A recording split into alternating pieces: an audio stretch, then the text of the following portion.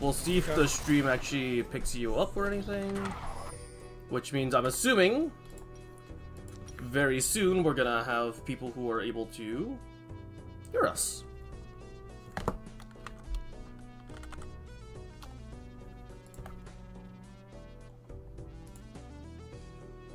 If I'm right.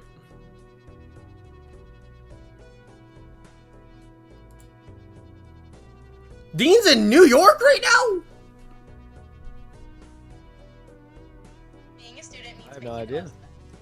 Well, I mean, we know now. Let's see. Player highlight. Oh my. Okay. Yeah, I don't know why, but everything on Earth is borked. So I have had to like go back and like replace everything from scratch. Okay, we're live though, right? We should be live. Okay, well, welcome everybody to another match. Technically the last, kind of tied for the last match of week 1. Concurrently going on right now is the Buster Battle. Shout out to Hero for getting that streamed as well. It's always fun to have as many live games casted as possible. Honan and I are here to bring you another really good one though, which is going to be Big Bananas versus Albert's Inferno. I'm really excited for this one. I think what I'm most excited about is just seeing Albert's, that team come back this season. I believe they've kept like the same roster that they had last season. That was a team that I think showed a lot of good games last year. They barely missed out on the playoffs. That's been talked about before, but you know they were playing really competitively throughout the season, and I think with a whole nother, you know, however many months to keep improving, keep playing together, I think they'll do well. If anyone's kind of in tune with the season discussion channel, you would have seen the group photos they were taking. So, I think they have the synergy. I think they have that going for them. Well, they've got the one thing going for them that no other team does, which is hometown spirit. The rest of us are kind of scattered across the nation or a different nation entirely, and they're kind of all in the same place. There's something to be said about playing with your friends, and I mean that's fun. So definitely a team that I'm excited to see more of. On the other side, I think there's a lot to be excited about this Big Bananas team. Just kind of going from top to bottom for their squad. You have Nishan playing top lane this season, who he came into the server last season and played jungle for 101 Thieves, and put up some pretty solid jungle performances, but I wasn't too sure what top lane would look like for him, but just having played against Nishan in quite a few sign-up games so far this season, I'd say his top lane is actually rather scary. I mean, he has a pretty intimidating champ pool. He likes a lot of those carry picks, some bruisers, but not really a player that I think you're going to see just going on tank duty very often. So I expect top lane, his champion pool to be pretty aggressive. Then you have Mason. Everybody knows Mason. Jar. He's been in the server for a long time. Local fraud. One of the best junglers. As said by himself. I mean, I'm never going to doubt Mason. I think he's a great player. I think he's pretty good for someone calling himself a fraud. That's all I'm saying. He likes to downplay himself, but he's a consistently great player. I think right now, I mean, he's always had this Udyr pick that is a must ban against him. Lately, at the end of last season and at least in the sign-up so far this season, he's also still really enjoyed the Echo Jungle. And I think that's a champion that I'm kind of going to be watching for in draft. Is that something he gets to play? Is he going to be willing to pick it early? Is it something he's going to potentially even get banned? But also, kind of leading into the next player, what I'm most excited for Mason this season is I think this is the strongest kind of collective lanes that Mason has played with that I can remember, at least since I've been in the server. I mean, last season he had Lispy in top lane, who, I mean, Lispy was one of the best players in the server, don't get me wrong, but I think like Nishan plus Taxi together is just like, that's just strong lanes, and I think it's really going to enable Mason to kind of, really have his way on the jungle 2v2. You get down to the bot lane, Will's a longtime player in the server. Yep. Everybody knows Will, has those really great picks, typically draws a Twitch ban. And then you have Eden as well, who is bringing over some synergy, having played support for Mason's team last season. So you're going to already kind of have some pre-built in jungle support synergy there. And I think Eden's been playing really, really well and kind of has a pretty wide champ pool and support. Has some kind of like fun pocket picks they like to pull out, but can also just do really well on a lot of more of the traditional kind of support. So I'd imagine Mason's entire plan is just go bot, and then if bot gank doesn't work out, he's just gonna camp Nishan the entire game, and gank taxi where necessary. That's what I imagine with this roster for them. Yeah, I feel like their roster is going to have a lot of flexibility depending on what's drafted in the game. Yeah. I think Taxi's a player who you can play through him, but I also think he's a player that you can kind of play away from him. I think he'll be fine regardless.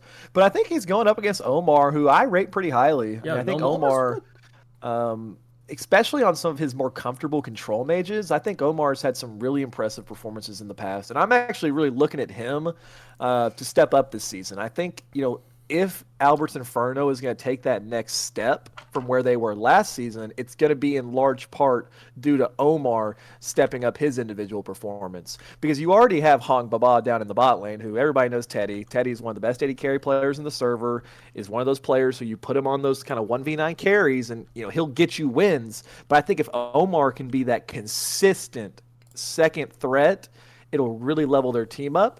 Because from what I remember about last season, Albert is definitely more of like a supportive player in the jungle outside of maybe like the Lilia pick that he showed some carry performances on. But I think Jeremy will be facilitating Hong. Albert will be picking more of like the facilitator jungles. And I don't recall Draco looking at the champ pool there. You see some Ornn, you see some Karma, a little bit of Gnar, but also still a little bit more facilitator champions, I think. Mm-hmm. So really looking at Omar to step up and just be that big second consistent carry. And I think Taxi versus Omar is like a really great test for both players, kind of seeing where their skill level is as we start the season. Yeah, I kind of want to look at the bot lane matchup. I think Hong versus Will is gonna be the most explosive match of the game. Of the whole night, honestly. Like, Will, very consistent, known ADC quantity. Hong, either he's getting DoorDash and getting high in-game, or he has hands, and there's no in-between with that guy, so we're gonna see which variant of Hong we're getting. Yeah. I expect Hong to bring his best. I really do. But also just kind of hit on that matchup. I think it's an interesting matchup because I think there's some shared champion priority here. I personally think Will, on his best champions, is really competitive with just about every AD carry in the server. I think, and for me, those champions are Twitch, Jinx, and Zeri. Those three champions, when I see Will pick those, I know he can just carry a game by himself. Outside of those three champions, I don't necessarily have quite as much confidence in him to like be the sole carry in the same way that I feel like Hong Ba has a little bit of a wider champion pool. Now, where do they overlap? Hong's best champion might be Jinx. He also has a really good Zeri. So I'm going to be excited to see, what's the contested nature of these picks? Is Hong going to, give Will the Twitch and say, I'm the better AD carry, it doesn't matter? Or are they going to ban Twitch and then try to steal the Jinx, and then you're just leaving Will with maybe like just the Zeri? So kind of excited to see that. Yeah. But I think the first draft will give us a lot of insight on what we can really expect out of the series. Hong Jeremy has a really big opportunity here. If Jeremy can get a good pick to beat out the Big Banana's bot lane. I also think that Aiden is going to need to like really step up here in this bot lane if she wants to help Will beat Hong, because individually Hong is if he gets a champion that he's very comfortable on, Will is gonna be playing a little bit on the back foot. Yeah, I mean, I think if you put Will on Twitch and Hong on Jinx, they're gonna be pretty even. But I expect a few bans being thrown Will's way here. Yeah, I mean, if I'm trying to like pure kind of go matchup by matchup, top lane, I'm gonna say that's pretty even. Mm-hmm. I think I'm gonna favor Jar, just based on current like performance that I've seen. I'm a slightly favor Taxi, but then I'm also going to then favor Hong and Jeremy over Will and Eden. That's not to say I don't think Will and Eden can play and can give a great performance, but I just think if we're going to look who's more likely to be consistent over potentially 3 games, I am going to slightly favor the Hong and Jeremy side of that bot lane. So, it may ultimately come down to, which top laner is able to get that edge. Draco has kind of a unique champion pool with things like the Karma top lane.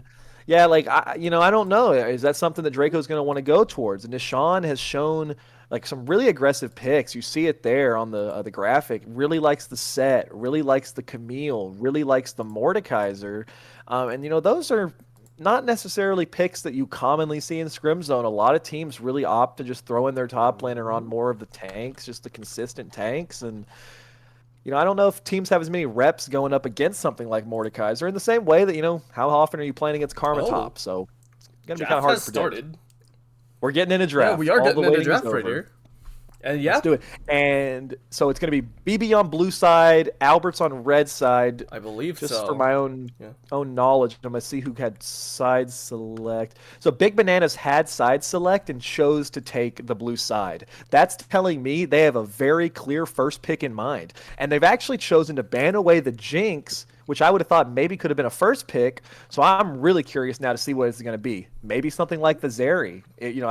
I've already said I feel like that's, or maybe even Yunara. I don't know if Will plays that, but Inferno did ban the Twitch, so yeah, it's gonna be Zeri or something outside of the norm. Yeah. Oh, it's gonna be Yunara. Very nice. Okay, and that tells me that he rates Yunara a little bit higher than Zeri right now, and he must have felt like as long as we get rid of Jinx, and as long as we get rid of Vayne, they're comfortable with that matchup. What is Teddy's answer going to be? I'm not entirely sure, but I'm sure he'll come up with something. It's Zeri Lulu. I mean, I like the read from Big Bananas. I really do. I think that this is a winning game plan as long as they got a good support to round it out into a Zeri Lulu.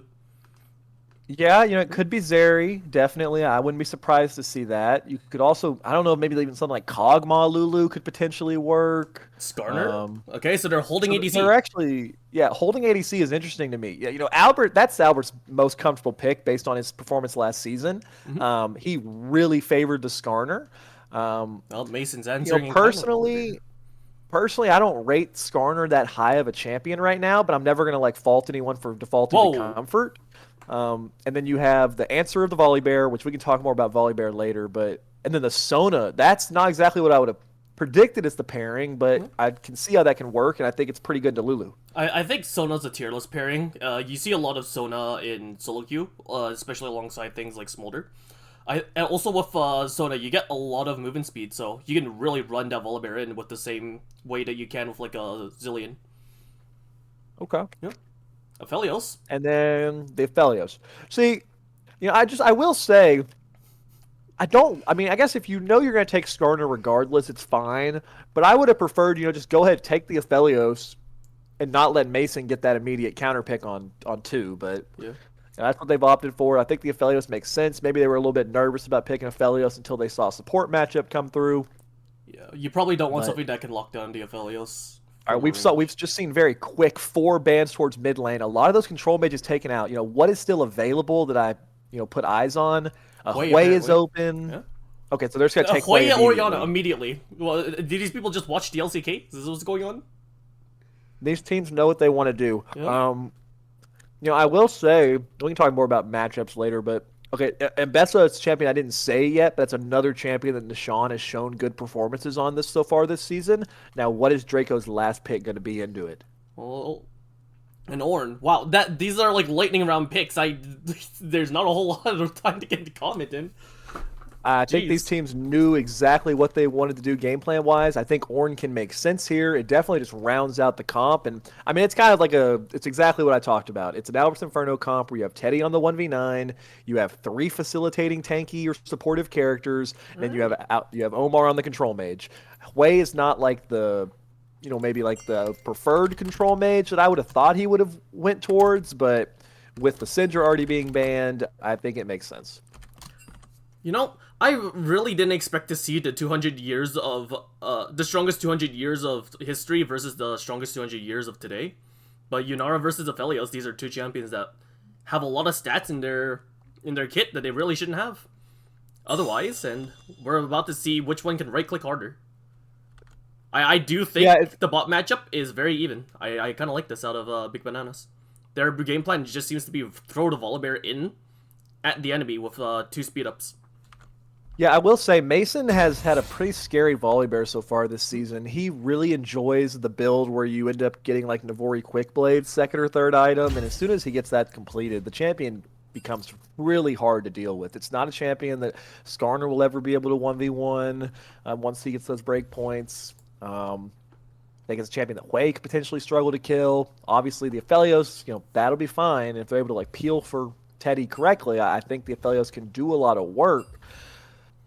But I don't know. The top side is a little bit scary for me, like in the sense for Alberts. Like I think I see what they're going for. They have their team fight, they have their scaling, but I'm a little bit concerned that the top side of BB could potentially kind of generate a pretty big lead.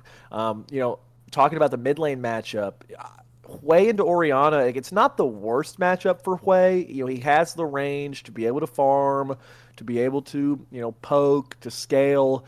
But if the Orianna plays the matchup well, I really think you can bully the Hui a lot. Like, if the Orianna is able to just sidestep a few abilities and constantly put auto attack pressure down onto you and constantly spam hit you with the ball, it can be a hard lane for Hui. You've seen that happen in pro games before where one of the professionals on the Orianna is able to just really punish the blind Hui pick.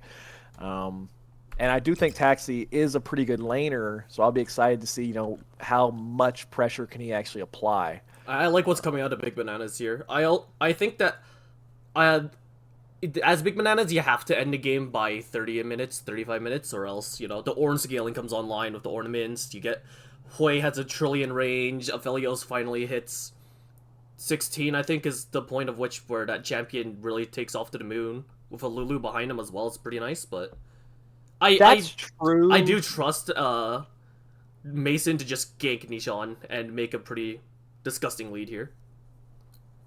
Yeah, that's true, but I don't know. Like at the same time, the BB team does scale pretty well. I mean, I've already mentioned it. That Volibear build gets so insane. He just needs Bessa those scales items. hard, Yunara scales hard, Sona scales hard. I mean, they all scale hard. I think if it goes late game and both teams are pretty even late game, I think I like the Inferno comp more if they pilot it correctly. If they have a good front to back team fight. But if you ever have Volibear get access onto one of the backline members when Orianna's there, and you can get a shockwave combo or something like that, it could fall apart pretty quickly. BB is looking to be very scrappy. I like that a lot. They're like, I'm just ready to see the fireworks go off, man. Like these two drafts just want to like scrap around objectives. Yeah.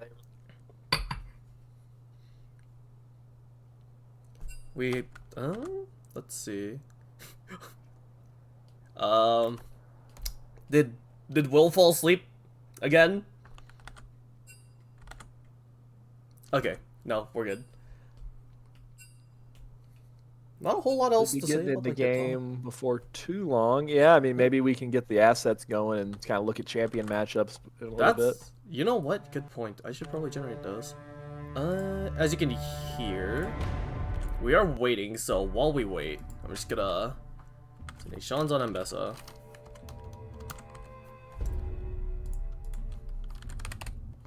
I probably should have done this while we were...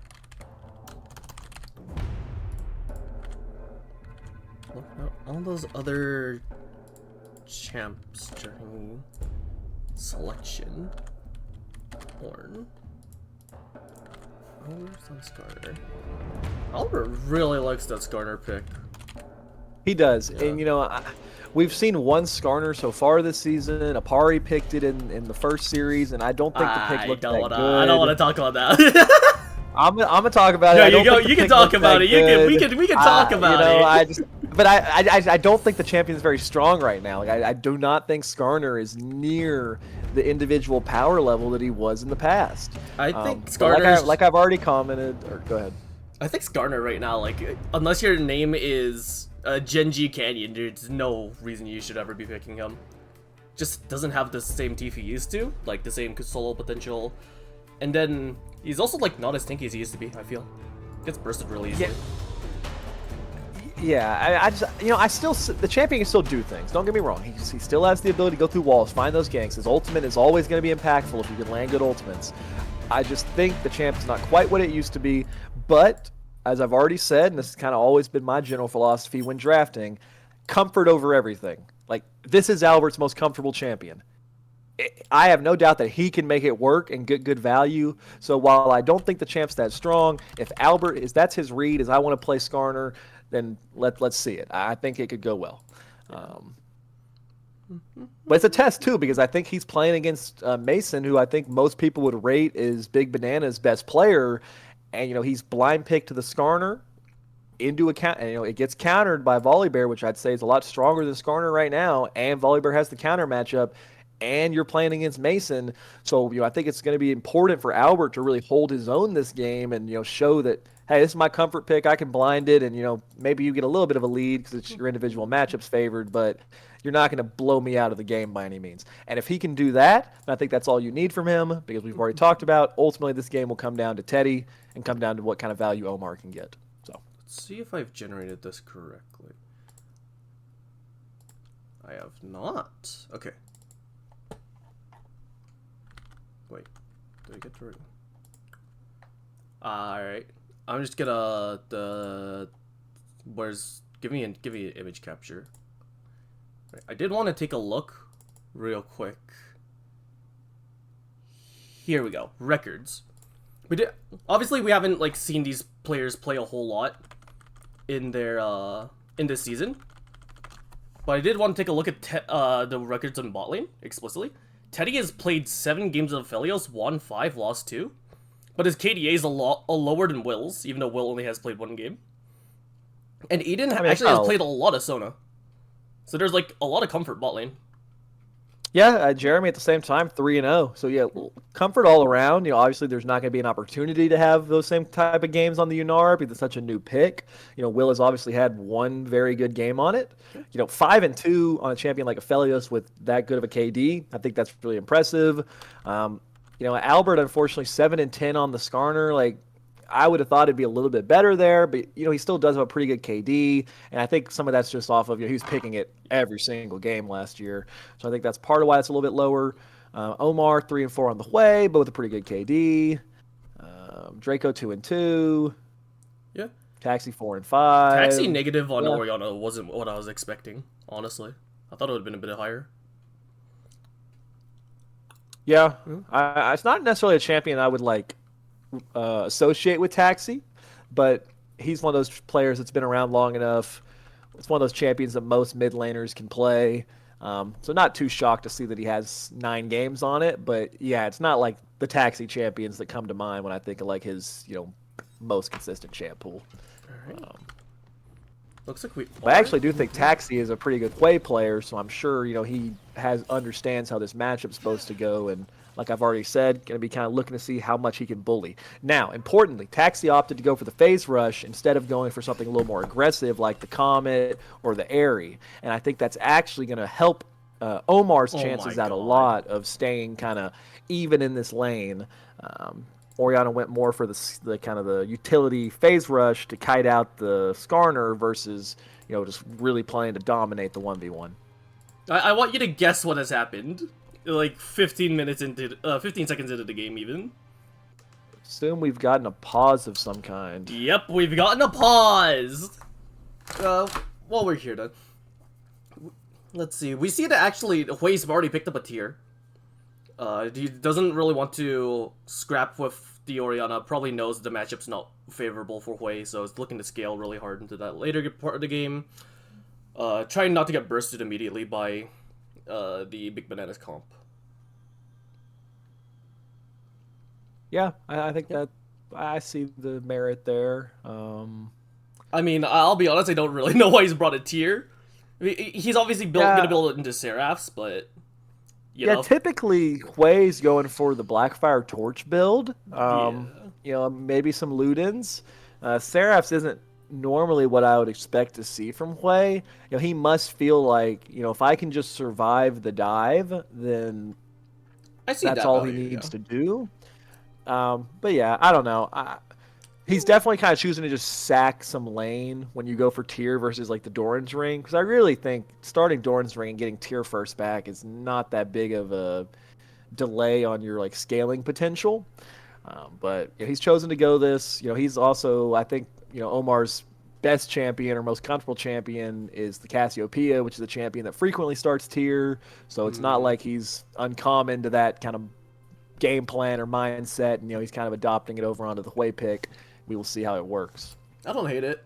I just think if you're gonna be building like tier, you're expecting yourself to get dived, which it tells me that he's probably gonna be playing up farther than the Hui and the Lulu. I don't know, Hui and the Lulu, the Aphelios and the Lulu. On the other side, though, we see like just everyone else has the Dorns. What do you think about double Dorns? Like both ADCs bringing Dorns. Neither of them brought a Cole. It's my personal opinion that you should always be bringing Dorans. I think Cole is just, I don't know. I really just personally think you need to bring Doran's Blade. You need to play for the lane. You need to play aggressive. The farm will come naturally. And if you really want to Cole that bad, buy it on like your first back or something. But I'm definitely like a D-Blade fan, so I like seeing it. I'm a bit of a Cole merchant. I don't know what else to say about that. I like my Cole, especially into games where you're not expecting a jungle gank. You can just sit under your tower and be safe if you really need to, but otherwise, your champion's still, stronger than a cannon minion, so buying Cole isn't too bad. I think Aphelios is a champion that actually has a pretty strong lane, especially in like the early levels 1 and 2. So I think him going Cole would be really sacrificing his ability to punish. I think if Yunara opted for Cole, her early lane is so weak that if she tried to go Cole into Aphelios with a D-Blade, I don't know how she'd be able to step up and farm. Yeah. So I think both players are kind of forced to go for the D-Blade here to play towards their champion strengths. I see that like Hong has brought PTA actually. He's really going for that early aggression. And I think that makes sense. Yeah. He's going to have the range advantage onto the Yunara, especially when he has that green gun to start out the game. And yeah, I don't know. I'm nervous. I'm a little bit nervous for the side of BB's bot lane. I definitely think they have two strong champions. I think they pair well together. I think the Sona's a good pick into the Lulu. But I do have a little bit of a concern that I don't know what Will's proficiency is on this champion as far as like the laning phase goes. And we just know that Aphelios and Hong, both good laners, the champ and Hong himself. Yep. And I think there's potential here, especially if it ends up being more of a 2v2 lane and we can keep junglers out of it, that the Aphelios and the Lulu are able to kind of generate themselves an advantage. So we will see if we ever get to unpause. Both supports bringing heal. I think that's expected. No one's really wanting to bring something like an exhaust in this lane. Yeah, heal's so common nowadays. Yeah, barrier heal is it's really common.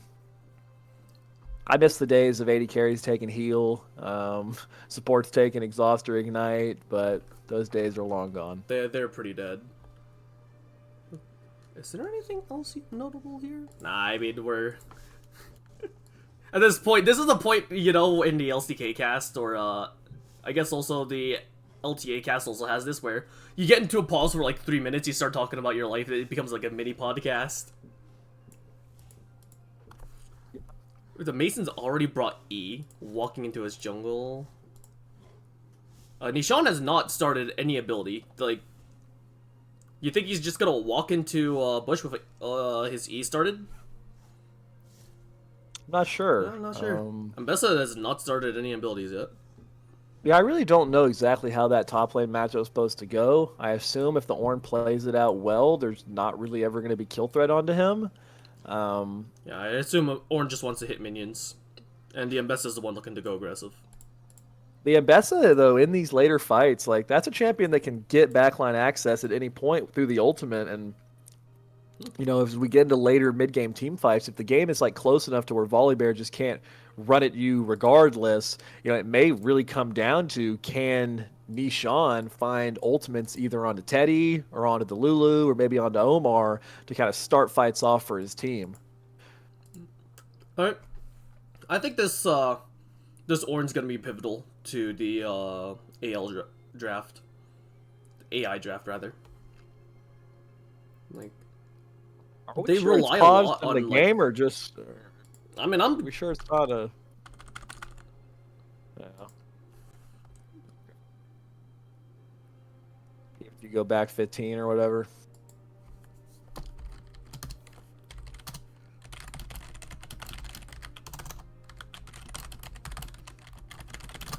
apparently my stream doesn't have an overlay, which is funny. At least Dean hasn't said anything about the pause. I'm gonna ask Pong what's going on. They just select. How do you do it again? Slash message. Alright. And then on the other side, cam.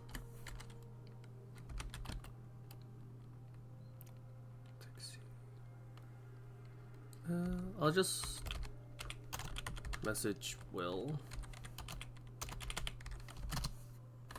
Eh?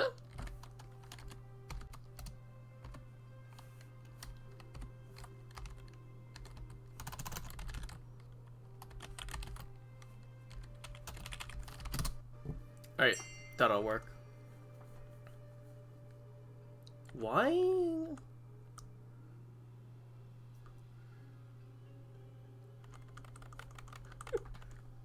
I see that my old assets are very outdated.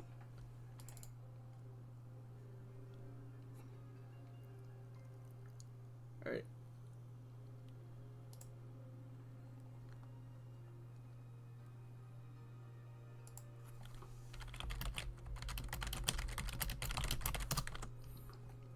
And then draft highlights, highlight show. Sponsors, misc. Game border. I don't have the game border asset in here. I'm not sure why that broke, of all things, but sure. I could just I'll just relink that. I'm sure that's not a problem, Dean. I have like a gun to my head from Dean. If I don't fix things on stream right now, he's gonna like shoot my infant son. Oh. Yeah, no. It is Dean, the arbiter himself. Let's see. Game border. So well, I'm not sure why sponsors was working, but game borders wasn't. That's weird. But all's well that ends well, I guess. As long as we can get this game going. One of these days. No one has responded to me. So either we've run into another spectatorbug.tm, or What happens if you open up the timestamps, you go back 15 seconds, and then you click play? if that's actually what it is, I'm going to be like mad. I'm just naming shit I've seen Dean do before. That is what Dean does. It is very effective doing that.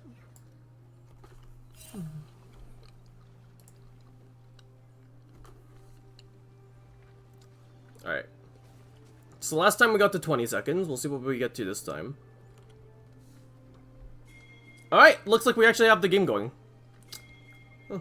Sitting here the whole time, but we're in it now, so we're okay. Everybody. We're in! We're back! We're back!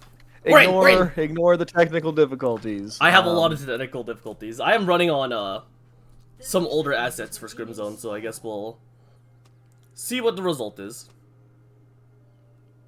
So level 1, yep. Not seeing really anything. A lot of just kind of 5-point. Everyone's 5-pointing. I want to see. Yep, they've got a dance party going in mid. Got a little typing action in chat. Everybody's being friendly, fun. Having a good time. They really not concerned about each other's presence. Not gonna fight at all. Very honorable combat. We love to see it.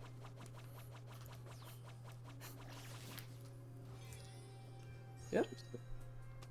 Looks like everyone's gonna respect the dance party. Alright, so Volibear's starting Raptors. You know, looks like the Skarner's looking to start his blue buff. You know, Aphelios he should, at least in these early levels, be able to get a bit of push out, maybe like buy himself some space to where when level 2 and level 3 comes in, it's not going to be as bad for him in the mid lane. Before Orianna gets those impressive QW tools, yeah. Oh. Bull's already getting zoned off CS a little bit.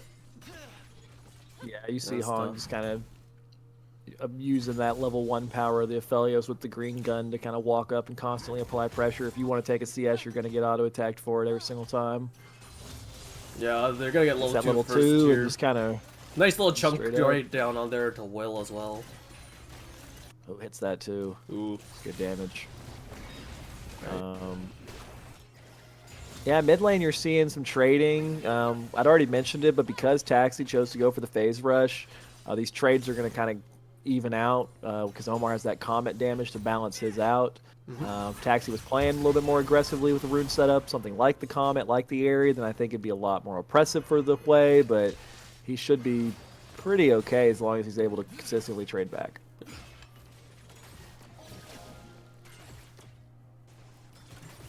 Not a whole lot going on. Like, Will's been pushed in bot. If you expect to see this, they're just going to be forced under a tower a little bit. I wonder if they go for a tower dive early or if they're just going to leave that be and let Hong slowly generate that 20 CS lead. He's already burning through Red Gun pretty quick, so soon he won't be able to have this sustain. Nice little trade going on here. Almost the kill, honestly. Nishan getting a huge chunk. Yeah, we got both jungles pathed up. You see Volibear going for a little bit of deep vision right now, and now he's going to move towards the crab. I doubt they're going to actually look for a dive on to the Ornn, but you know, maybe they could. You might actually have Omar run into Volibear here. Nishan just passed over a ward all over that the Skarner right there. Yeah, Skarner spotted. Looks like he's just gonna back. They're both backing. Okay. Yeah. Omar's got to be careful here not to get caught by this Volibear gank. It's a little bit of a telegraph gank. Yeah. I feel like he should have been able to read that one out. I think they acknowledged the Volibear was top river, but ultimately just ends up blowing the flash. He'll be a little bit vulnerable come 6 when Orianna has the shockwave. He won't have flash to kind of dodge a potential shockwave gank. But manages to live right now. And you kind of see Mason just getting both crabs, getting himself a little bit of a farm lead in the jungle starting out. Yeah, and he can just go right back to those respawn raptors. Yeah, nothing too crazy going on right now. Albert missing out a little bit in the jungle, but otherwise is fine. He did get it back, so he's gonna be a bit stronger on this next gank when it ever happens. And yeah, we're just getting a lot of trades going down.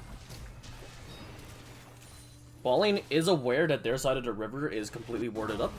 They will spot Albert crossing from mid, from the bot side of the river, into Mason's jungle. And there's nothing there for him, though.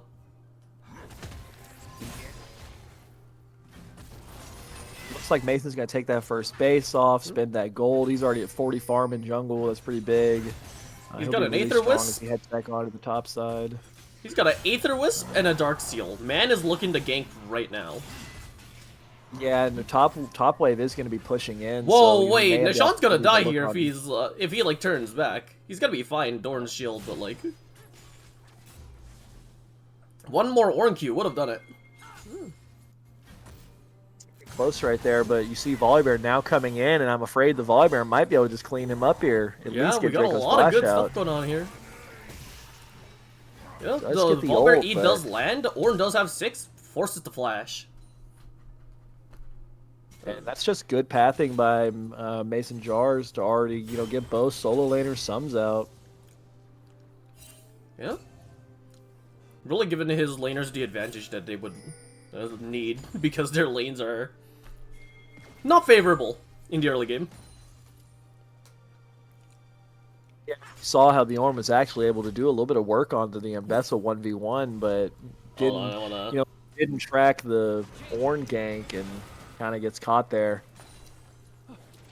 I will say, to be fair, I do think Mason's path has been mostly telegraphed so far. I think it's possible to have realized he's going to be up there at that timer, but they don't respect it, and he's picking up flashes left and right, and let's see if he can kind of regank and get a kill off of it. Right now, it looks like he's pathing towards bot. The river for Hong is very warded up. That ward is doing a lot of work. Hong feels confident enough to walk up here, but is he aware? He half health on Yanar. Oh, Yanar gets rooted. Big damage. Heal and barrier both employed by the Big Bananas bot lane, and that's, I mean, that's tough. Yeah, heal and barrier down while you still have those on the side of Albert. So if we get another play by, that could make a big difference. But you look on the minimap, you already have Volibear walking down. Now this time they do have. Mason's looking for it. Is he just gonna back off? They do have knowledge that he's there, so I don't think he'll be able to find anything. Yeah, it looks like Mason's just gonna back it off there. Yeah. They have... Oh, they had vision on Albert that entire time. They had a ward on his blue. Gonna zoom it out just a bit there. Yep. And yeah, the Aphelios champions level 6, they're just allowed to walk up and harass. Oh, Albert looks like he's going for a gank on Taxi, but... level 6 gank, you get your starter level 6. Yeah. Not bad. Slow early game, all things considered. We're getting close to 8.5 minutes. No kills yet. Seen some flashes. Farming is really even in mid. Teddy's generated a little bit of a CS lead. Top lane, Nishan's generated a little bit of a CS lead. And actually going in with the ultimate, looking for a kill here. The Ornn ultimate is employed to make sure that Draco just lives. He's playing this pretty well. I wanna... Yeah, I mean, Draco's kind of just didn't go for the the Ornn brittle proc there. Oh, good steal on the. No, it wasn't a steal. Mason actually got it with smite. And yeah, it looks like he's just going watch to shockwave here. Oh, the Lulu being here is pretty huge though. Yep. Into the 2-man ultimate. That's just gonna be a kill going over to Skarner, not actually tanky enough to live all that heat. Lulu does pick up another, but yeah, Volibear with 2. That was a good. Wow. That ended up being really, really close. I think that Albert Ornn actually... is.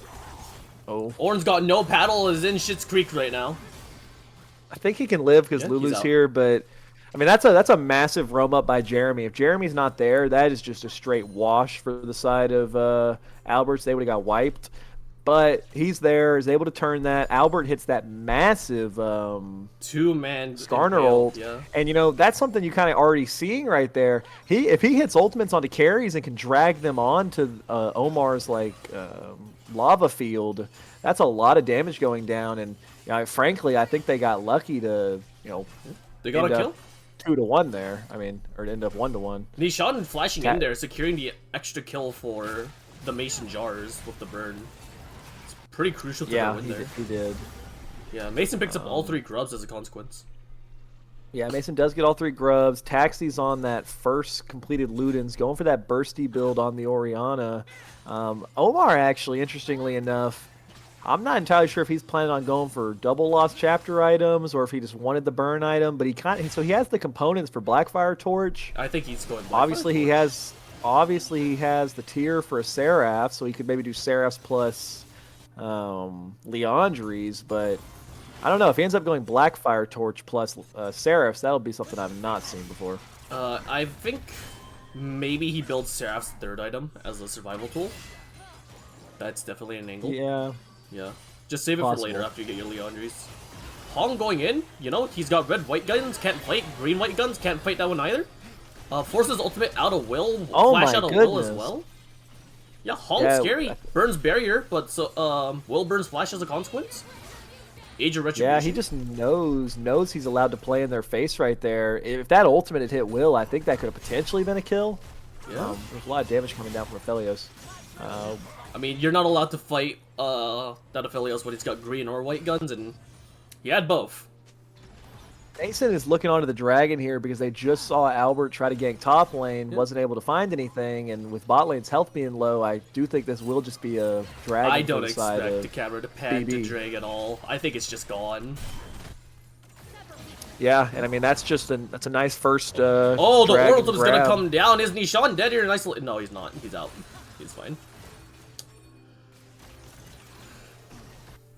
Hong's kind of low in turret. They will see Mason on this ward, so no to back off.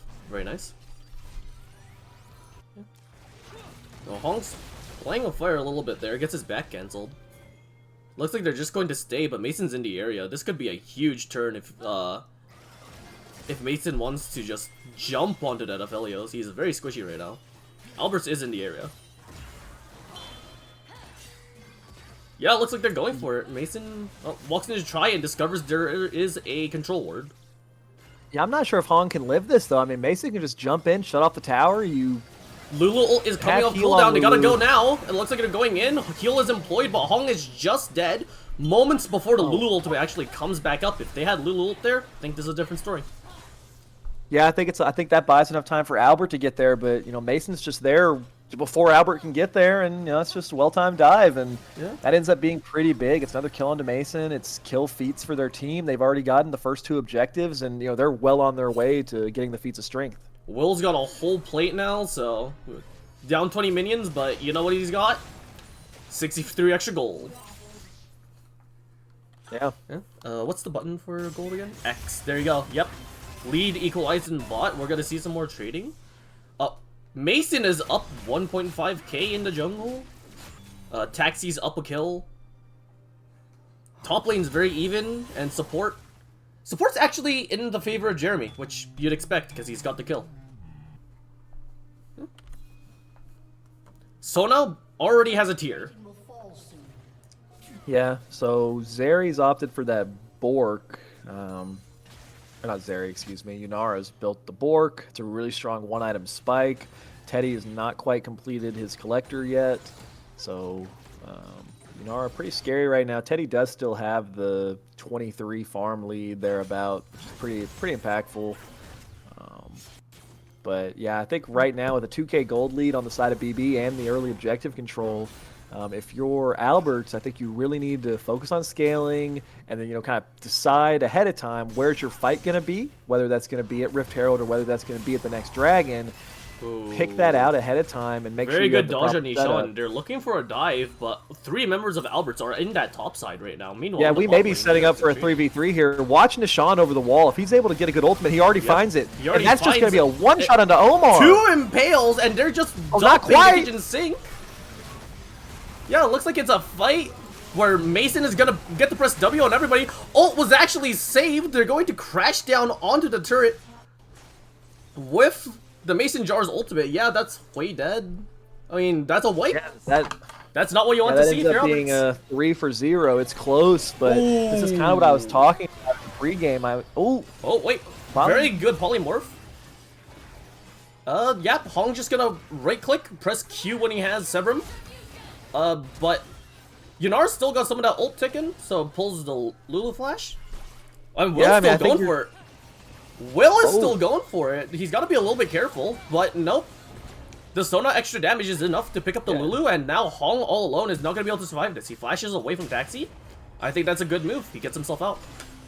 I mean, Will and Eden just straight up outplayed them in the 2v2 there. I think you completely see the power of the Bork versus the non-completed first item on Hong. Plus, the Sona healing, it's just too much. Like, they could not kill through the Sona healing, and the shielding's why pretty Sona good, ended up too, being on that a good pick into Lulu. And yeah, I mean, everything is going good for BB right now.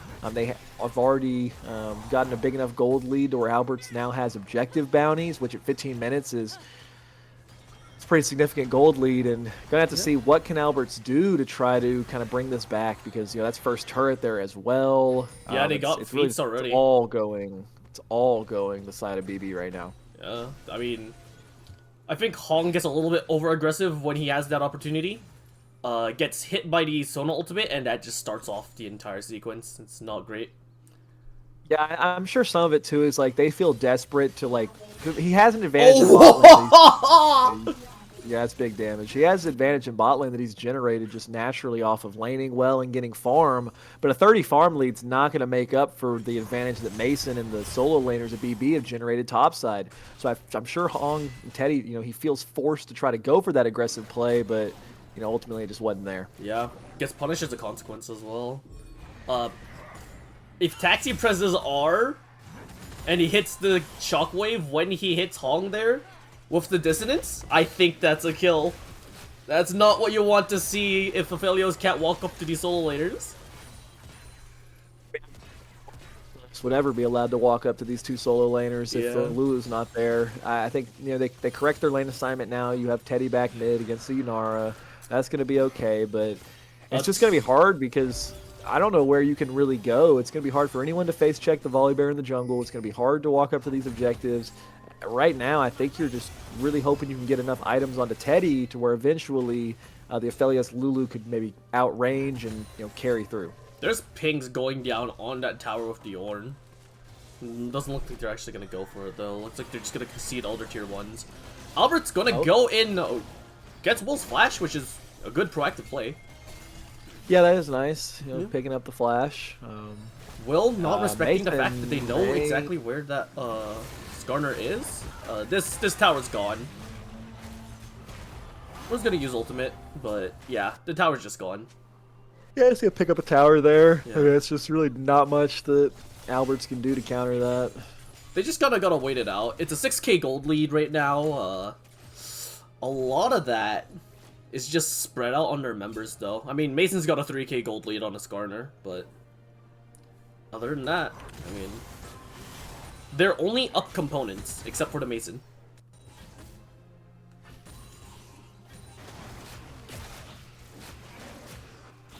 It's just gonna be a slow grind, I'd expect. Yeah, I mean, I think it will be a slower game for right now because, if you're Alberts, you need to just farm items. I assume that BB will just continue to, force around turrets or force around objectives. Once you have all these outer turrets now, it's a little bit harder to look for a turret play, so I'm sure we'll kind of be going towards that next dragon.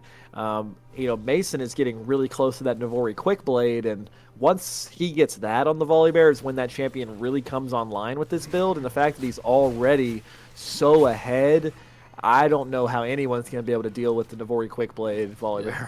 I mean, the Volibear's usual power trough at like the 20 to 25 minute mark while he gets that Navori Quickblade online. That's gone. He's going to be very strong for the rest of his game. And the Sona's going to be able to keep up with him too. The rest of his team's going to be able to keep up with him with the speed ups. So, he's not exactly going in alone. It's going to make it kind of tough for Albert's Inferno to play out these fights now. Your dream is to have Albert get a really good engage or a really good ultimate. Maybe you can lock someone down long enough to where if Teddy and Omar are both getting to hit, you can find those initial kills in a team fight, but it's just going to be hard to pull off. Yeah, looks like they're just going to concede the quadrant around the Otacon and just not walk towards it.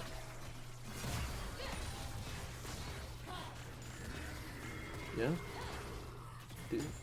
And, Alberts walks into a bush, does not respect the fact that an Ambessa could be there, has to run away. Yeah, I mean, Mason can hit this Ornn only once. There's no danger for him there. They are going to back off. Alberts now attempting to regain control of their own jungle. And yeah, no. Oh! Okay, so Hong does a little bit of damage on those autos if he gets to crit. Yeah. We're getting, maybe once we get that second item on Hong, the damage starts to look like it's enough to potentially carry through a team fight. Not too sure if he's going to go for straight up like Infinity Edge second, most likely with the BF sword showing, but I mean, they're just going to start the Otacon, right? Surely. And, the Volibear just with this Quickblade build, man, he just takes these objectives so damn fast. It's already below half. Oh, they're gonna he's gonna be here. Yeah. Mason's looking like he's backing up for now. Taxi's gonna TP in as well. It's a 3v3 again. Yeah, look at Will though. He's staying on the mid wave. Yeah. They're saying, hey, we'll just take mid turret. But I think now if you're Alberts, you kind of need to force the play. Yeah, Alberts is looking for Mason ults away, but Ambassador found a really good ultimate into the backline. Yeah, Doxy and Guillotine's gonna do the work. To go down. That just feels really disjointed. I don't think Alberts was on the same page there. It looked like some members, wanted to say, hey, we're already here. We might as well contest this. But Teddy had started walking back towards mid lane. Speaking so he of Teddy, he's just jumping Will. And this should just be a clean kill, yeah. He gets Will there, but I'm not convinced that if Teddy's not just at the Otacon, that they don't just win that team fight and or just scare them off enough to get the drag. I mean, to get the Otacon uncontested, because he was kind of flirting back and forth in no man's land, couldn't seem to decide if he wanted to actually walk up to the objective or walk back and try to defend Will on the turret. Kind of doesn't do either. Ultimately does pick up Will, but you lose Otacon, you lose turret, and you lose like your whole top side another time.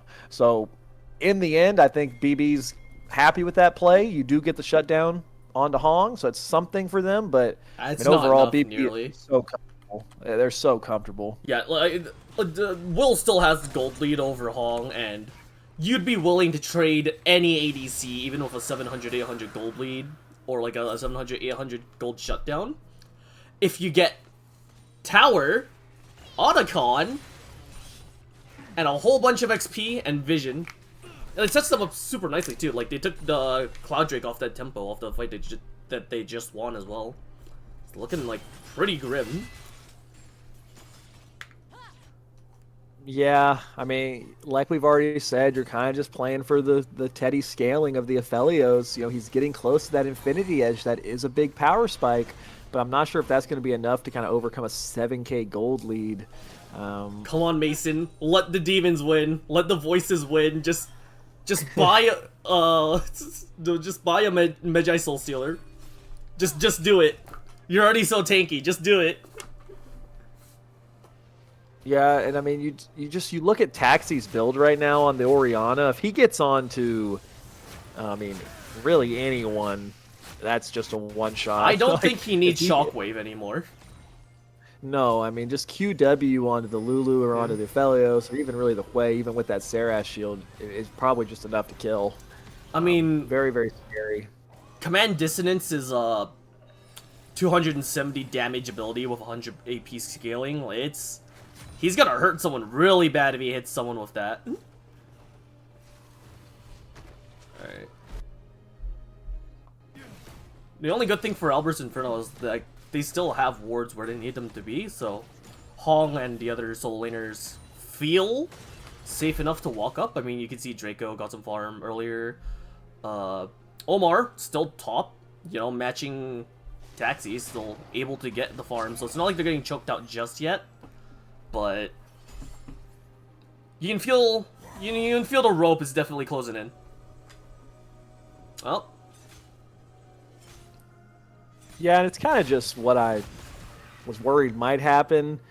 Bot lane is overall still going good for the side of Alberts, but like it's going good. It's not going great, and then you look over at the top side of BB, and it's going perfectly almost. I mean, not sure what much more you could ask for out of the top side of BB this game. And I mean, I'm pretty sure the Yunara is very happy where she is right now too. It's not like bot lane was won really hard. Both came out pretty even.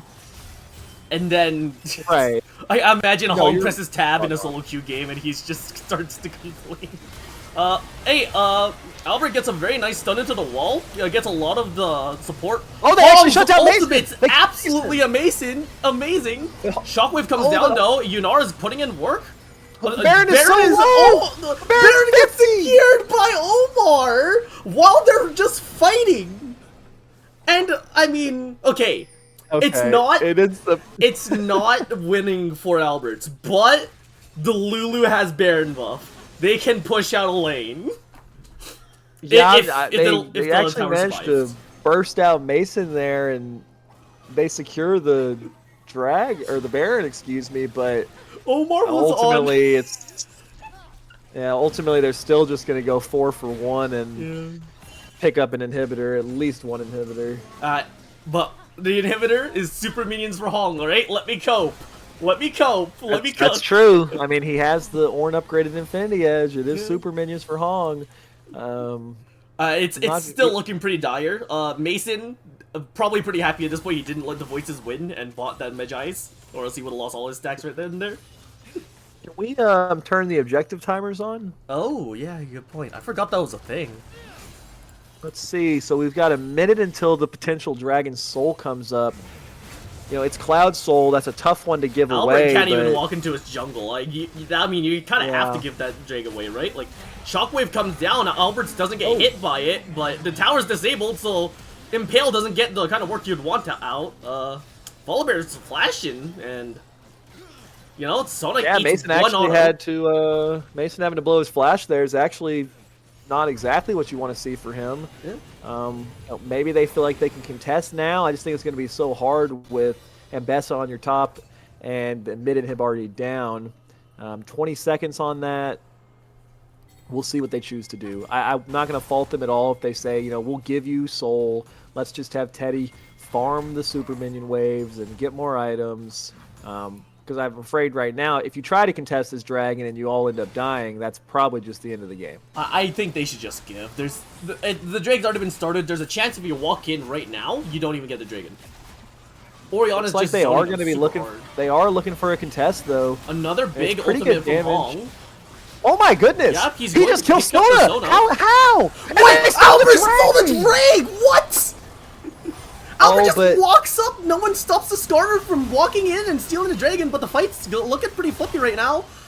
Yeah, Ambessa is on top of the Lulu, so you're not getting any support going in for the Ornn, and, Will almost dies too. The lava My field. goodness.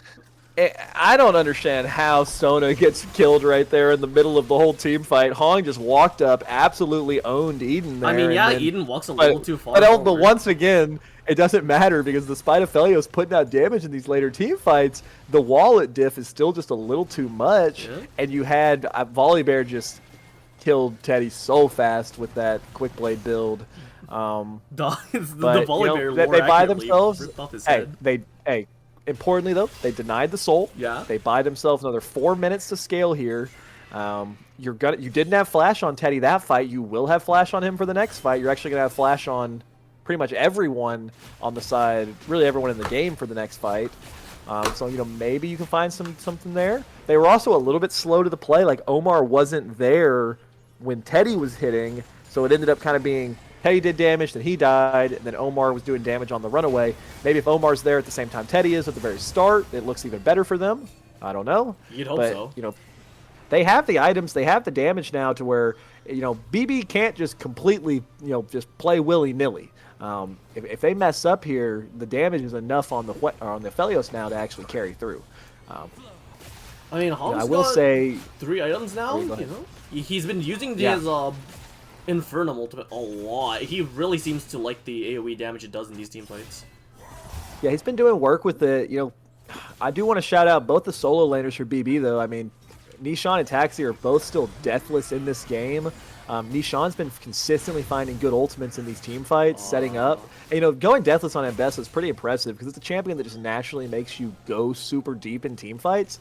But he's just found good ultimates, played the limits really well. Albert can't walk into either side of his jungle. I watched Mason walk in there and just steal his wolves from him. Well, just like, thanks for the leash. Yeah, it is that kind of a game. Sometimes that's what happens for you, but at this point, all Albert has to do is land a good ultimate, and that could be enough.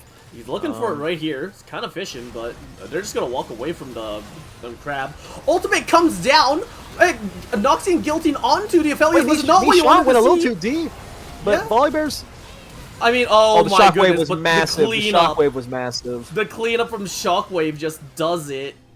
Yeah, Will's gonna be able to clean up the fight as well. It looked really good initially, but Yeah, that actually looked really good, but Taxi finds the shockwave onto Han Baba, was not able to flash out of it, and that's all it takes at this point. If you get hit by shockwave 3 out of Oriana, that will be enough to kill. But they're not actually going to be able to end, and I will say, Teddy does still have flash. He'll have it next time. He'll get another opportunity, but I mean, if right Ambessa there, keeps hitting these Noxian guillotines, Teddy's gonna be pretty locked down. Yeah, that's true, but at that time, Nishan went in too soon. I mean, he went in a little too early, a little too deep by himself. I was just, praising him on how he'd been playing the edge of the fight really well. That time went a little bit too far, and yeah. Yeah, Aphelios gets another fat gold shutdown, and looking at the gold, Teddy's now built his first gold lead on his opponent, and it's 200 gold. It's 200 gold. And ornaments are starting to come in though. Like, get this Ornn towards the Lulu, towards the Skarner, and give him some ornaments. Mason will start up the Baron. Like, this is seen. I don't know if they can contest this, but they're gonna try. Albert's going in. Can he find another Smite Steal? He cannot. Walks straight into the Ambessa. It looks like he's just going to get fought. Ults drags the enemy away, and yeah. Lulu ultimate was also employed, so not what you want to see.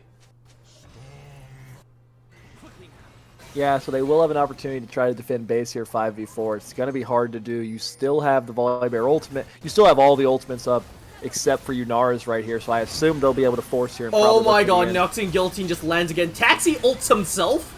Okay, the Shockwave didn't hit anyone. I see the vision, but I also see the vision of the Ornn dying in 5 seconds, so...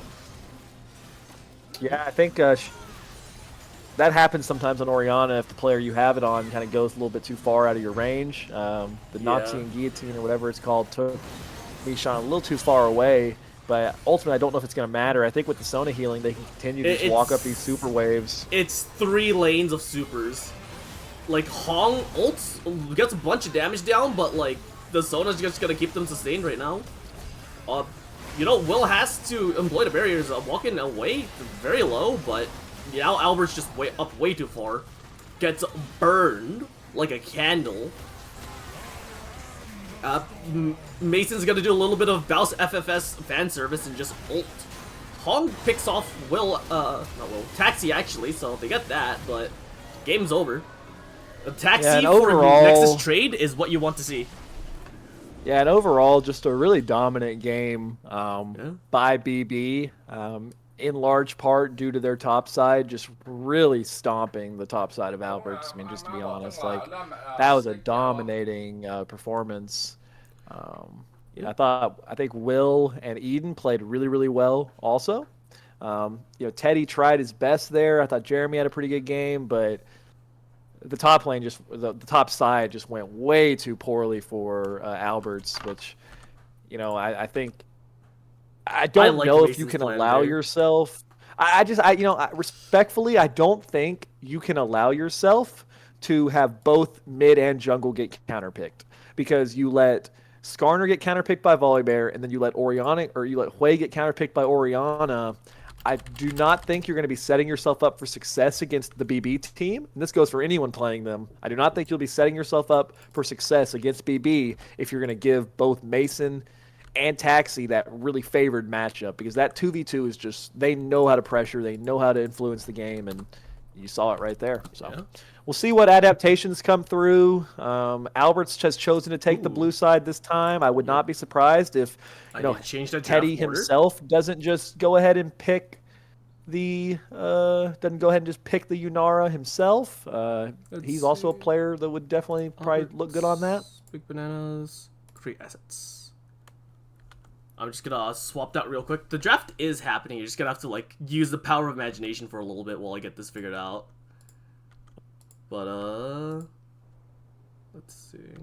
So give me a moment. I'm just gonna swap this. Well, it's showing on the stream, so you can kind of see that. Let's see. It should be showing my OBS, and if it's not, that's kind of weird. No, I can't see it on your OBS. Alright, just give me just a moment here. I can pull up the spectate link. Yeah, so I can pull up the spectate link. So they actually triple banned AD Carry this time. They're not going to let him have the Yunara. They banned that away. Jinx was left open. They ended up first picking the Lulu. Jinx was not left open. They first picked Lulu. Eden was very happy He just takes Sona again. Mason's going to blind pick the Volibear this time. We'll have to see what is Albert's response into the Volibear. I doubt he's going to go for the Skarner. Probably look for something a little bit different. Sona Volibear. We got Lulu. Albert's just swapping for every champion known to man. Picks up the Lilia. Yeah, and I think Lilia is probably the other champion I would associate with Albert. You know, he kind of has the Skarner and Lilia, or what I think of like two of his better champs. Maybe like the Amumu as well. But, you know, opts for the Lilia this time. I think that can do pretty well into Volibear. And I do like the Zeri pick. I think, you know, if we're saying that Jinx and Yunara and Twitch and Vayne are all banned, I think the best champion left for maybe both players is actually the Zeri. And Zeri Lulu, obviously a good pairing. The fabled Ash Sona. season. Yeah. Wouldn't hate Ash Sona. Wouldn't hate Caitlyn Sona. I think Ash Sona makes sense. I think Ash Sona's better, yeah. Why is it showing archived? Archived's not in, is he? Not sure. I'm not sure either. Let me go to roster tool real quick and just see.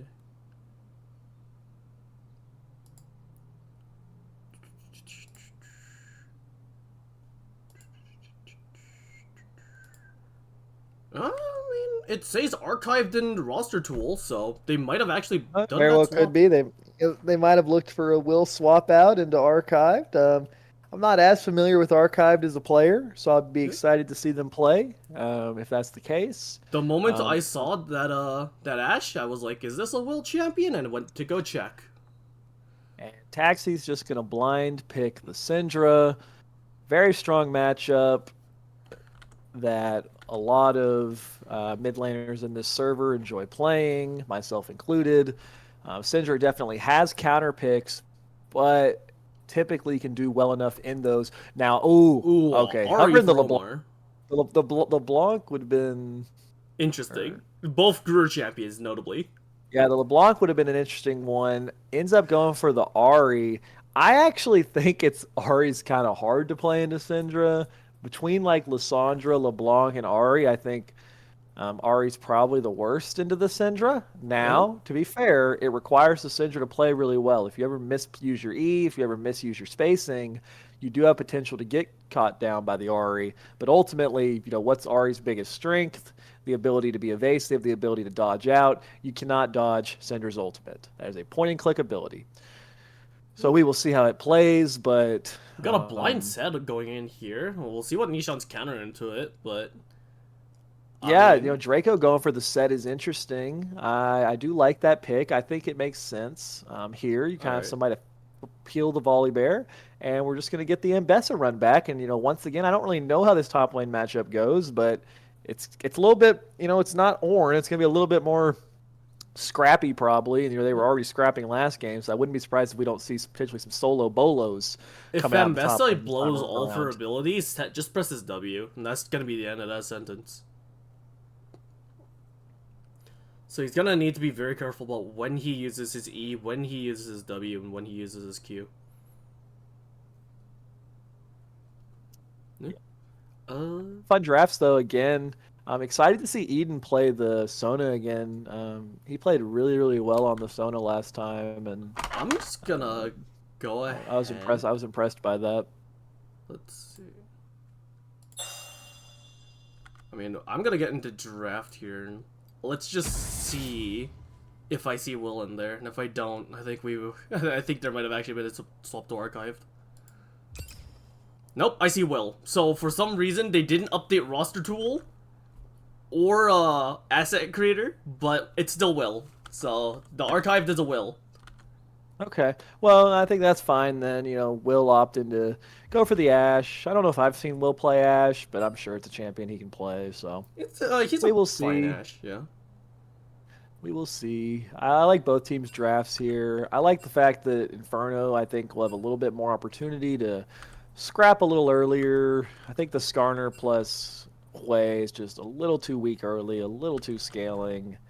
I think the Ari having Omar with a little bit of more playmaking potential this time. I'm excited to see that too. I just gotta go back in here. So Albert's Inferno is on the left side, and Bananas is on the right side. Still Will. Oh. Alright.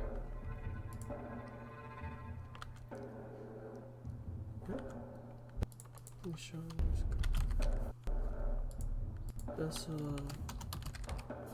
want to see what Will is on the Ash. I mean, BB's going for basically the same game plan again. The Sona, Volibear, they value those two champions very highly, clearly. Yeah, I think Mason has a really strong opinion of Volibear. He, like I've already said, he really enjoys using that Navori Quickblade build, and I've not really seen him have a bad game on it yet. It's a strong build. He plays the champ well. Anytime Mason has a champ that kind of allows him to kind of go where he pleases early game, he's able to put out a lot of pressure. And you saw that last game. He blew the flash both in mid, both in top. He got the smoking people. Yeah. So we'll see if Albert can kind of maybe do a little bit more this time. Get into it. Champ matchup 1 is what I'm looking for. Here it is. Okay. So, pulling up the assets. Yeah. I mean, what can I say? Eden has not dropped a game on the Sona.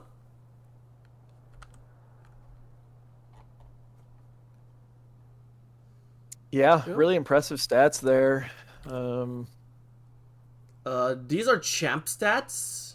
I'm not sure what that oh wait, that means for the season. Just champ matchup, so yeah, not players taken into account. So yeah, Sona as the counter pick into Lulu has absolutely dominated. I mean, 8 KD, 4-0, and I think actually that'd be 5-0 now because I don't believe it'd be taking into account last game. No, it would not be. So the Sona counter pick has looked really, really good. You see right there, look at the mid lane though, 5-1 with a 6 KD versus the 1 and 5 KD. You're most of that. Already pointed it out. I'd like to point out you're most of that.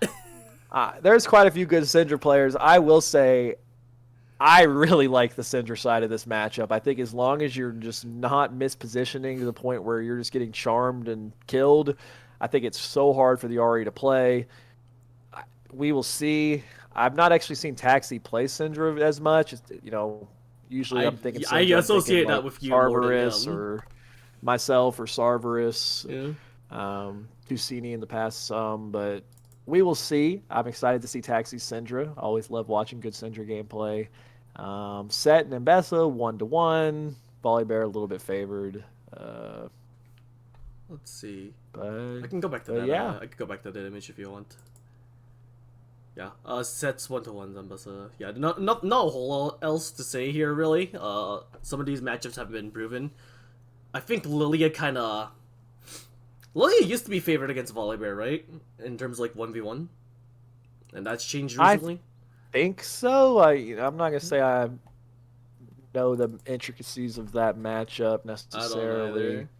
I would hope that if we're picking the Lilia, it's a little bit better into the Volibear than maybe the Skarner was. Just looking at U.GG stats though, Volibear is still favored into the Lilia. Just looking at what apparently are like the counters into Volibear, I don't really know if Albert has these champs in his champ pool. But opting for another comfort pick, I think the Lilia. I don't know. We will see. Hong is 9-0 on the Zeri in the season. On record. No, that's just. I think that's just everyone with Zeri's 9-0. No, this is. Wait. Season records is everyone. That does not take players into account. There's no player. But that's actually insane that Zeri as a champion is 9-0 on the season. That's crazy. I think Zeri's like playable right now, but it's not exactly. I wouldn't say Zeri's like insane at the moment, but clearly the players who have been picking it have been picking it in good spots and playing it well. And yeah, 9-0. That's pretty impressive. So we will see if Teddy can make it 10-0. This might be a good game for it. If they bring us to game 3, I think everyone's happy. But well, everyone except for Big Bananas. They're looking to make this one and done.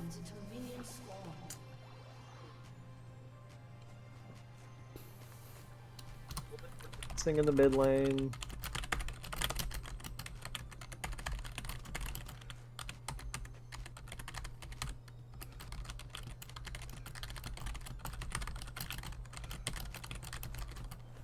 Me personally, I'm hitting you with an emote, then hitting you with a spell, but I do respect the dance battle. I still like, if I don't see a mid laner, walking into the enemy mid tower and seeing if I could just pull something goofy.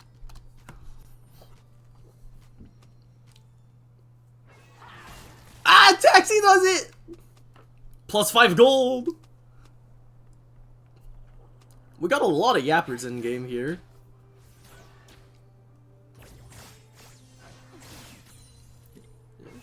So we'll see how this early lane's able to play out. I think runes were pretty standard. Oh, Ari actually going for Electrocute plus Ignite, though. That's a really aggressive setup. With that setup, really is going to need to find a kill on Syndra early. We'll see if they can do it.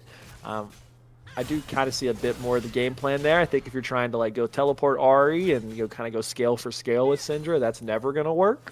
But maybe you can use the Ignite, use the Electrocute to get some lane advantage, which Ari can then transfer into helping their side lanes out. But Flash oh, pulled wow. already. Nishan very comfortable on this Ambessa pick and continues to prove his dominance with Yeah, full flash. Nishan has looked really good on the Ambessa, and I think Set's actually Nishan's like most played or most comfortable top laner, so I'm sure that he has a really good understanding of how to play both champions and maybe a little bit more of a matchup knowledge advantage over Draco. Well, he's going in again. Draco can't do that.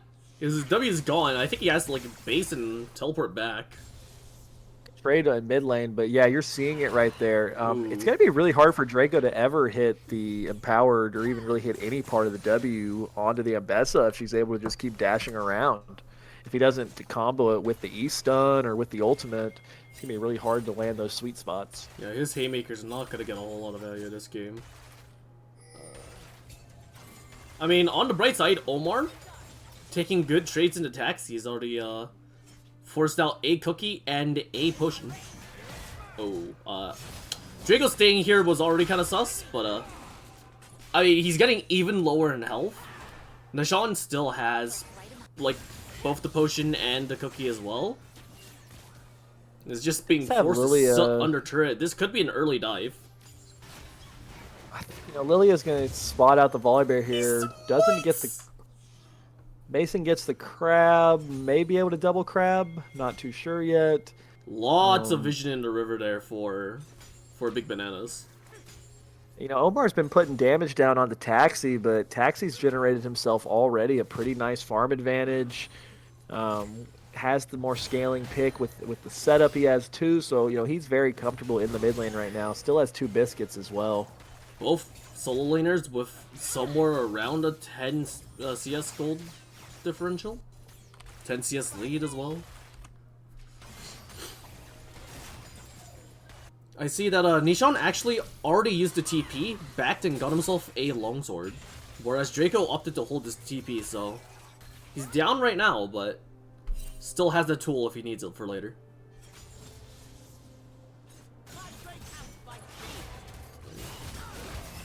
I mean, that's a lot of damage going down, honestly. Like, Tower Shot helping out as well. Draco might be able to start farming again.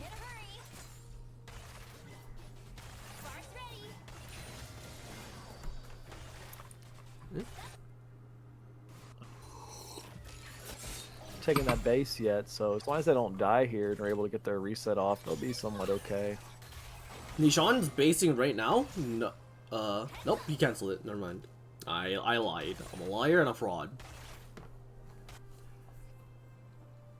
No, potion ticking right now. He's still got 2 cookies, so feels very comfortable. Dodges the E from the set. Feeling pretty good right now.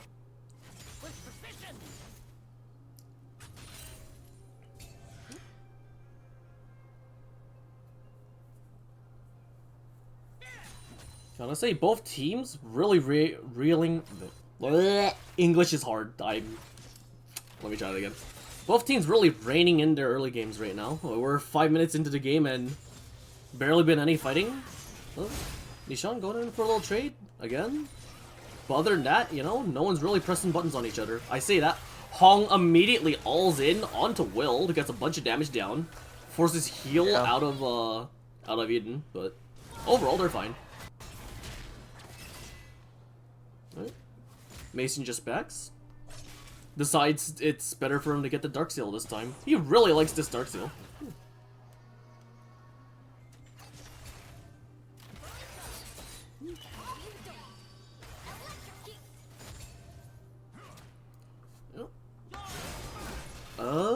We got a bunch of fighting going on every side of the map. I think Haymaker was Oh, that used. should be a kill mid. Yeah. And that ends up being first blood. That's actually really big for the side of Albert's Inferno. Really nice job by... a bunch of fights there. Like, there was a fight going on top. Set uses ulti. Nishan has to, like, really nice job by Omar to get the damage down onto Taxi. They end up not only killing Taxi, they get his flash, and Omar doesn't even have to use his flash. Yeah, Omar doesn't have to use his flash. He does use Ignite, but other than that, you know... Oh, the flash charm! Flash okay, charm Omar! Will? Wait, hold on, Omar? Omar is gaming right now, okay? Omar's that's what we buttons. needed to see out of him. If you're going to go for the aggro pick of the Ari, you're going to take the Ignite, you're going to take the Electrocute, that's what you got to see. And it's what I said. You can win the 1v1 and then influence side lane. That's exactly what we needed out of Omar this game if Albert's going to be able to stun comes how down. the early game went. They're looking for this all-in onto Albert, and yap. Voliere presses R and tears his head off. Yeah, Mason with flash there is just not much Omar can do. Was down the one level, and with the flash forward by Volibear, isn't able to flash away.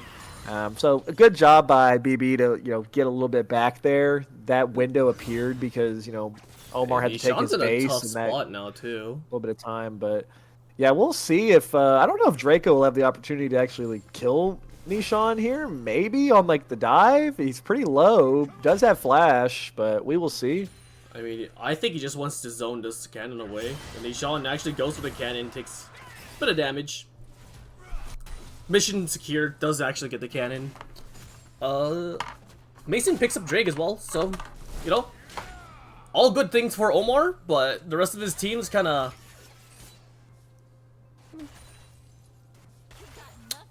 Actually, bot lane's fine. Bot lane's... Hong's generated that advantage you want to see. So Albert's is actually like looking pretty up here. Omar gets all 3 grubs and trade for the Drake as well. Yeah. Yeah. It's looking a little bit better this time around for them, and we're taking stock. It was even gold for the most part. Yeah, even gold. Both teams should be fairly happy with where things are. I think, Volibear cannot be ignored, has about 30 CS lead, which is pretty massive, especially against a champion like Lilia, who He's does, up 2 components worth of gold. Volibear is going to be the scary, thing for me this game again. I will say, I think Ari can deal with Volibear a lot better than Quay can. And if Mason goes for that same build, which it actually doesn't look like he is, he's... last game he went straight for Cosmic Drive. This game he's building a pickaxe item. Oh, but... the Swirl Seed lands. The ultimate comes down from Lilia. Everyone's going to bed. Double ult as well onto the Zambessa. It looks unfair, and she's just going to burn down. There you go. Yeah, nice job to pick that up, although I will say that was an interesting interaction. It looked like Ambessa, somehow canceled the sleep by going in unstoppable with her ult comes ultimate. in as well. Omar finds a charm onto Taxi. Wow, yeah. and that's a great job by Omar setting up the play, and you see right there, Taxi can push Omar away, but because Albert's still there and he still has his flash, that's another kill, and just a really great bounce back from the top side of Albert's Inferno after, last game went really, really hard in BB's favor. This game, you're seeing a lot more fight from them, and, I'm happy to see that. They're I definitely think 800 gold right can now. be competitive. Yeah? Yeah. Yeah, now they have about a 1.1k gold lead, as it was just even not only a minute and a half ago. So really, really big stuff. Ari should be getting that first item. Yes, they do have that now. Luden's completed. Albert just got his first item completed. Yeah. Really good stuff. Mason's changing his build a little bit, going for a Black Cleaver this time around. Yeah, he opted for the Black Cleaver. I don't know. I think Volibear's one of those champs that can kind of get away with building a lot of things. Still has ability haste. That's a lot of damage coming down on that Ambessa. hadn't mentioned it yet, but there actually is a pretty big CS lead in Hong's favor bot lane as well. Has the item advantage. Uh-oh. Omar really wanted Albert to go in for that. Yeah. Gets punished very quickly. Yeah, I mean, Omar, no flash, no ult there. Can just get caught down. Mason that was is Taxi's... kind of getting punished here. The ult does come down. Enchanted Crystal Arrow locks down Taxi. He might get both. He might get both.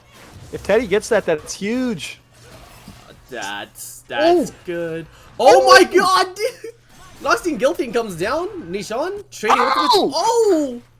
Oh my god, he ends up winning it. That was so close. Yeah, the way that the Mbessa ultimate consistently puts him behind the set W is causing Draco to end up missing quite a bit of damage, but he's able to still win that out with the showstopper. Yeah, so. very aptly named ultimate right there. Yeah, and Taxi's really getting picked on this game. Like, you know, he found that pick onto the flashless, ultless Ahri that time, but he chose to flash over the wall to ult him and to like guarantee that. But then it was just a quick punish by the side of Teddy being there. And Mason was Q. And yeah, I mean, I'm not sure about Draco there. Kind of gives. I don't think you want to be giving this Volibear kills, but pushed a little overstays that a little bit.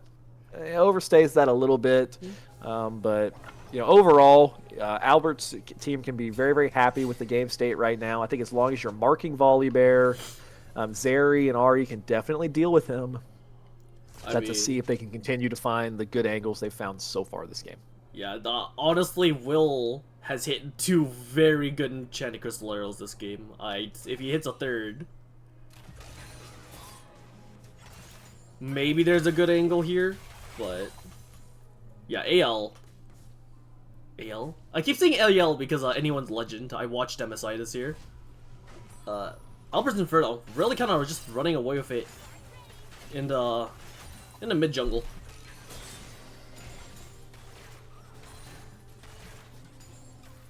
They got a lot of vision on that river as well, so looks like they're just gonna try to take this dragon, but Mason's in a bush, no one knows. Lulu does get found. Yep. Ultimate employed on the Lulu, she's going to live for now. On the backside, Ahri just picks up Will, goes in for another one with the reset, and yeah, it looks like she's gonna be able to pick up this Sona right about now. Yep, very good. Oh, still looking for Taxi. That is so aggressive. I mean, Charm is missed, has to employ Flash to get away. Mason is stuck between a drag and a hard place. Gets picked up by Wilwiwa. And yeah, no. Hey, Albert's Inferno really coming back here. Yeah, I absolutely love the aggression that Omar's playing with this game. He has balls of steel, adamantite, yeah, I mean, that's titanium. Just what aggressive plays, which is what you have to do if you're going to go for the Ahri. And just looking really, really good so far. You know, if you're BB, I think right now you're hoping to, you know, get that quick blade onto the Volibear. That's when that champion becomes really stupid. Get the quick blades and then see if maybe you can find picks. You do have a pretty good pick comp with, you know, your carries here, Syndra Stun, Ashe ult, and Mbessa ult. So, you know, maybe you can try to pick some members off, but currently, I mean, Albert's is just playing a good game. The nice thing about the BB comp is your champions are always going to function. So if they just hit all their buttons onto the Ahri, that's a lot of gold gone. Nishan's a little playing with fire here. Gets hit by the center of the set W, but there was nothing on that grit bar. Noxtine Guillotine onto the Lulu. Lulu should just be picked up here, but what about the other side of the fight? And Mbessa walks away from the other side of the fight, actually. Gets a slowdown onto the set. The fight's gonna get extended. Lily's gonna show up here. Set has full grit, hits the W, but not on the middle, so it doesn't kill Mason. Nishan picks up the kill onto the set. Hong goes in with the ulti. Yeah, Albert a little too far up. And flashed in there, but he didn't have sleep available, so he kind of just flashed into the middle of everybody. I thought he was about to hit a 3 or 4 man sleep, didn't have sleep up, and Taxi have a good stun there onto Hong as well. Make sure that the Zeri doesn't get value. I mean, hey, Omar coming in with a charm onto the Sona. That's half your health gone. A little scary, the Ahri. Ooh, does the Ahri do? Does the Ahri not? Mason presses R, forces out Ahri's ultimate. Yeah, I mean, that all started with... Spear rushes. Gets hit by Scatter the Weak. Oh, hits the charm, though. It's gonna be good damage on the Taxi. Yeah, it's good damage. But I mean, that all started with Nishan just finding Lulu with the ultimate. Yeah. And, one thing with this Alberts team, I think they got to learn, when to let somebody go. Like, Lulu was dead at that point. Maybe, Set can't get away, but there's just no world that Albert should have to die there. There's definitely no world that Hong should have to die there. And it felt like they just all walked in one by one there, thinking they could salvage it. And I mean, now you have a 2K gold lead on BB's side, and Mason got the quick blades and is looking really scary.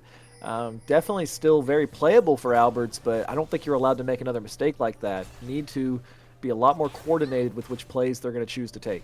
I mean, Mason's got 2 items now, so... also, like, Sona having Moonstone, I feel like is another power spike for that team in general. You gotta really be careful as we see a bunch of trading going down. Oh, 2-man sleep doesn't come out. Every time the camera pans to top lane, I need to, like, resist the urge to commentate it, because I feel like nothing's gonna happen here. Oh, that's probably a kill there if the ultimate hits. Yeah, I'm not too sure about the Swifties on Set here. I feel like not having the plated steel caps on the Set side is giving sleep onto Mason's solo. I mean, we're not gonna focus on it apparently, because yeah, Mason's full health. He's just gonna be able to get out.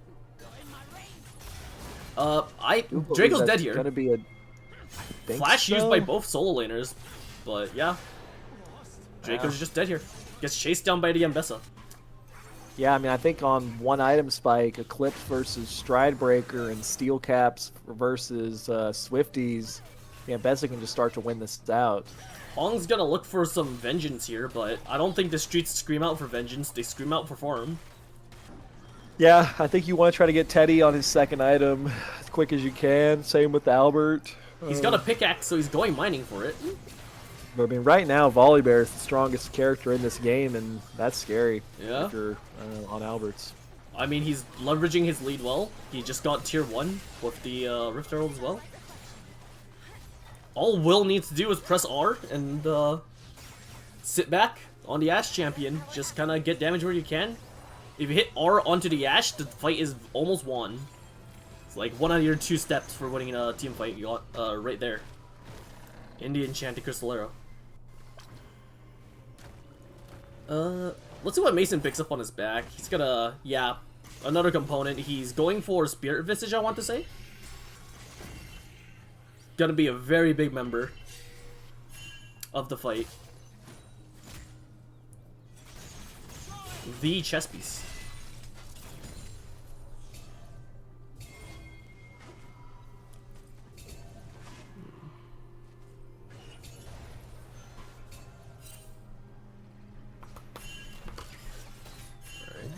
Pings are going down. Doesn't look like they want to fight this, but they will definitely want to clear out any potential vision and make sure that so doesn't get any foothold into the Lilia's flash is about to come up. You have flashes on both Teddy and Omar on the Ahri. You really watch them here. Taxi hits a fat scatter the week. Yeah, they're not gonna be able to get in with that. Oh, it's a huge charm! That's just a kill! That is just a kill, yeah. Dox and Guillotine does come down onto Hong, but like they gotta peel Teddy here. They're peeling Teddy pretty well. They set ulted him backwards. Oh, it ends up being okay though. Yeah, Teddy's just gonna be able to fry them. Omar gets a huge fight off the back of him. He's another charm! Oh my god, Omar is smurfing this game right now. Omar is carrying his back dog. Like, Hong needs to buy that guy a chiropractor ASAP. I mean, that was really great job. Like, Omar sees the Taxi got caught by the Lilia E. That slow right there gives him the confidence to just go for the dash forward, hits the charm. They play the team fight out so well from there. Set completely kind of CCs the Volibear the entire fight. Teddy, with the use of his flash, is able to peel himself and, stay alive. And, that ends up being a massive, massive team fight win. Even though they did lose the Dragon, they get so many kills, and they get the Otacon. Gold lead is back in Albert's favor. Albert's favor. And yeah, they're sitting comfortable again. Teddy is now on 2 items. Omar's on 2 items. Critically, no flashes on those carries. I mean, no flashes on the carries. No flashes on anyone except BB either. Yeah. Lilia has flash, junglers have flash, but oh, Lulu has flash. if I will say Taxi is just continuing to get caught by the Ahri. Yeah, this Ahri is finding every charm known to man. I mentioned it. I said I think this matchup is very Syndra favored, but I prefaced it. You can go back and watch the VOD. I prefaced and said it requires you to. Oh, Draco's gonna catch here. It looks like the Lily is just going to be able to find one onto the. Yeah, Ambessa. Okay, they do, but yeah, I mean, I've said it though. This matchup requires the Syndra to position really, really well, and he's just not been doing it. He's been getting constantly caught out by the charms, and if Omar can continue to find those, that they might be able to just carry this one all the way through. So we will see. Ahri, like Omar, just needs. I don't know what level he found, but he needs to keep this up. I want to see this all season. This Ahri play is hype. This is the Omar level that I was, hoping and expecting we could see this season. And yeah, like you're saying, I mean, he's playing really, really well in what I consider a bad matchup. Absolutely, giving it to Taxi this game. I'm just gonna kill Game Border, and we will see. I'm just gonna kill Game Border because apparently things aren't working. I think it's just on the wrong side. Yeah, it's on the wrong side. I should have pre-generated assets, but I forgot. It's been a while since I've casted. I'm just gonna get that done while no one is fighting. If they start fighting again, Lord help me.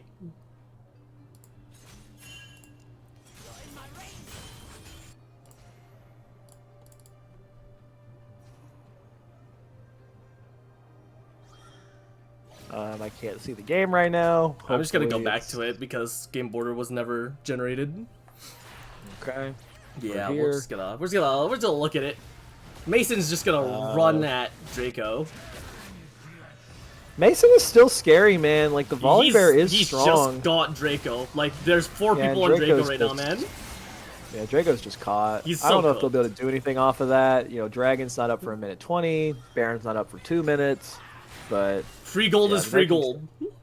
They're continuing to find those picks. Yeah. I mean, yeah, Mason now is on 3 items. He has the Spirit Visage. His healing is going to be huge. Critically, they do already have some heal cut in the way of Albert with the Oblivion Orb. So, as long as he can apply that to Mason, you will have that healing cut. But anytime Volibear is just finding somebody like that on a 1v1, he will win. Nobody can 1v1 Volibear with that build. Yeah, I mean, what's a good 1v1 champion? Fiora versus Volibear, who wins? Honestly, I don't know. I'm gonna assume Volibear with that damn Quickblade build, man. Like it's maybe I don't know. It's wild. No one in this game can contest this Volibear though. Yeah, that's for sure. The way they beat the Volibear is by continuing to find team fights, layering CC, and allowing both Teddy and Omar to hit him simultaneously. I mean, Teddy is also just huge in these fights now. He's a whole item ahead of Will. Yeah, Teddy does have some armor pen getting really close to that 3rd item. That'll be massive when that comes through. But he will not have that before this next fight. Flashes are just barely not up for the carries. They will be super, super shortly. Again, track Omar in this fight. Is he going to be able to find another critical charm? Mason's already on the drag. I'm not sure if they're aware of this. They seem to be turning onto it, but it's almost gone already. Yep, up to 50. And Omar gets it. Omar. And he hits the charm on the Will! Omar hits the charm on the Will, though, yeah. Omar's just running at the Zona. There's no support for this Volibear. He's super tanky, but it doesn't matter. Oh the team just collapses. God. That's 5 people. He's going still. He's going in for it. He has flash. The charm again. No way. Yeah, and they can't fight this. No way, no how. BB's just gonna crumble the dust. That should be an ace. Nishan might be able to get out, but like, yep, nope. He cha-cha slides out to the right. You just ignore him and you push objectives now. I mean, okay. First off, what a great secure by he just Omar walks up there. and presses smite at the right time, Albert. Yeah, just outsmites Mason straight up. Yeah. Credit to him there. But then again, I mean, how many times? Yeah. It's difficult to play Ahri when you're supposed to be like the sole engage, because look at their comp. There's really not engage. It's Ari is consistently starting fights by finding charms onto critical members. Typically, you prefer to play Ari as like a follow-up character, but this game, it's all Omar consistently finding charms onto the carries of BB. And just once again, if they can pick off Will or Taxi to start the fight, it just becomes so hard to play because it's too easy for them to then just turn and focus Mason despite him being so strong. I mean, I don't know what to tell you. Can I put in my MVP vote already? Can I just like put one on each side and then not think about it? I mean, maybe you can say it. I don't want to jinx anybody, but I'm not gonna. Looks like Nishan's right now, you know, they have blown this game wide open though. I mean, it is a 5K gold lead at this point. The Baron is up. Oh, but you gotta watch Nishan here. Bit. Uh-oh, Lulu might be in trouble. Lulu employed Flash and heal, so no sums going to next fight. And Nishan's also going to walk towards the Lilia. I'm not sure that's what you want to do. Set shows up as well. Draco comes in. That's just sending it.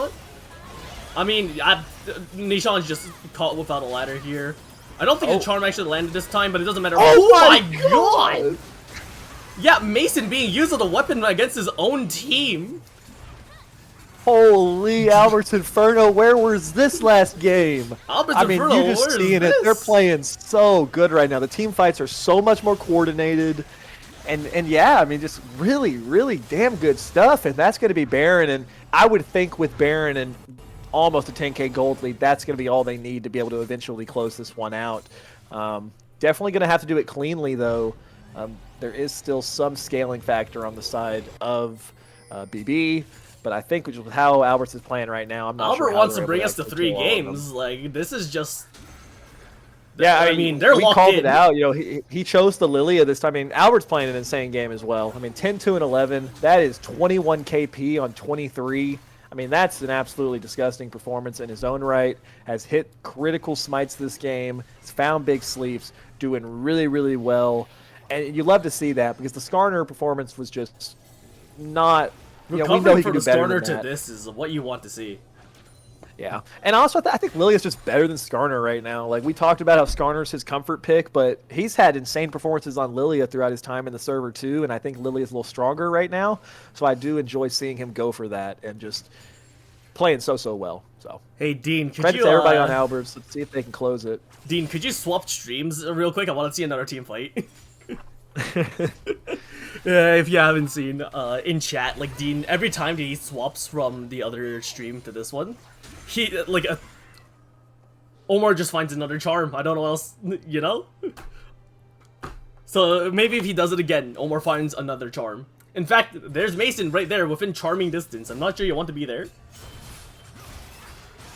I mean, they're showing us top right now, but Mason has to ult already. Yep, there's another charm. Did Dean tab in, tab out? Because that is a dead Mason. That's all of your gold in the death chamber right now. Yeah, and yeah, Nishan. Oh, he's just looking for another. That should be another hit charm. Look, I know the pushing top with Baron. I know that they already just got a new skin, but I didn't expect it to be that charming. Nice scatter of the week, but it's not gonna accomplish anything here. They're just looking for poke, but like the walls are too heavy. That's a sleep onto Taxi. Just leave him. Just leave him. He's dead. Yep. Sleep into charm. No, nothing you can really do there, and Hong blows continue to push with the Baron. It's just Will and Eden. They gotta back up. There's no way, right? Surely. Oh, they didn't take the inhibitor too. No extra gold. Just gonna walk the dragon. Yeah, I guess I would have thought they could have finished that inhibitor off, but want to be on dragon as fast as humanly possible. I mean, Albert's with a 12K gold lead, 13K gold I do like this, though. They're looking for a little bit of a bush cheese here. It's going to be so hard for Mason to walk up. Probably just going to get caught here. This is cheeky. Oh, the blue ward doesn't find anybody. Watch Albert. I mean, Hong's kind of caught here. Omar missed the charm earlier, but Hong just walks too heavy. ADC 1v1. Not often you see Ashe and Zeri 1v1 at 30 minutes, but that's just Teddy right there. And they're just going to push them off. That'll be Dragon, and they'll go back to probably a reset and then get back to pushing. There's no fight. It's just slowly devolving into pick after pick of just Albert's finding a little bit more. A little bit more. They're gonna find Soul Point here. Next, they're going to find a turret, or maybe another person. Draco currently is finding some CS.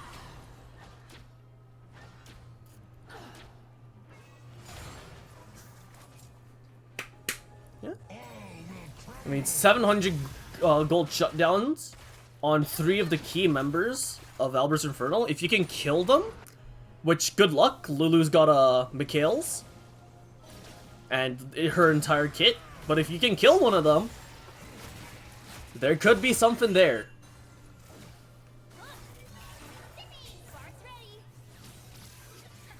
Yeah, maybe, but Omar's getting really close to that decap. Teddy's on 4 items. I just don't really see the angle for BB anymore. They're doing a good job of kind of delaying the inevitable, I would say, but we're very fast approaching a game 3. Oh, well, also Guilty does come down. Pick. CC chain onto the Ahri, but they don't have the damage, and Ahri just gets out. Hong fries Will on the side. And yep, nope, the Ahri's starting to reset. We're just gonna, this is the Ahri reset show, everybody. Welcome. Welcome to Jackass. Yep, you know, Albert picks that one up. And yeah, I mean, that was a good attempt by them to find the pick, but Ahri is a very difficult champion to pick, especially when you're already behind, and especially when Lulu's there as well. But yeah. If Lulu ain't this there, should be a closeout right here. I don't really see how they can stop him here. Looks like Mason is going to be used as a weapon again. This time there's no one for him to slam down on, so Draco doesn't get the highlight reel, but Taxi kills Albert. Doesn't matter. He does shut down Albert, but that is just what a response game 2. That's by really Albert nice. Inferno. Yeah. I mean, just big respect to them. Bringing us to game 3. Teddy had a great game, but it was the top side was night and day. That from game 1 to game 2. I mean, Albert's played so damn well. Did we give an MVP in game 1? I don't think so. I have one for game 2, very clearly. Let's do game 1 real quick, if we can remember that. I'll bring up the draft if that helps you any. Let's see, recently closed.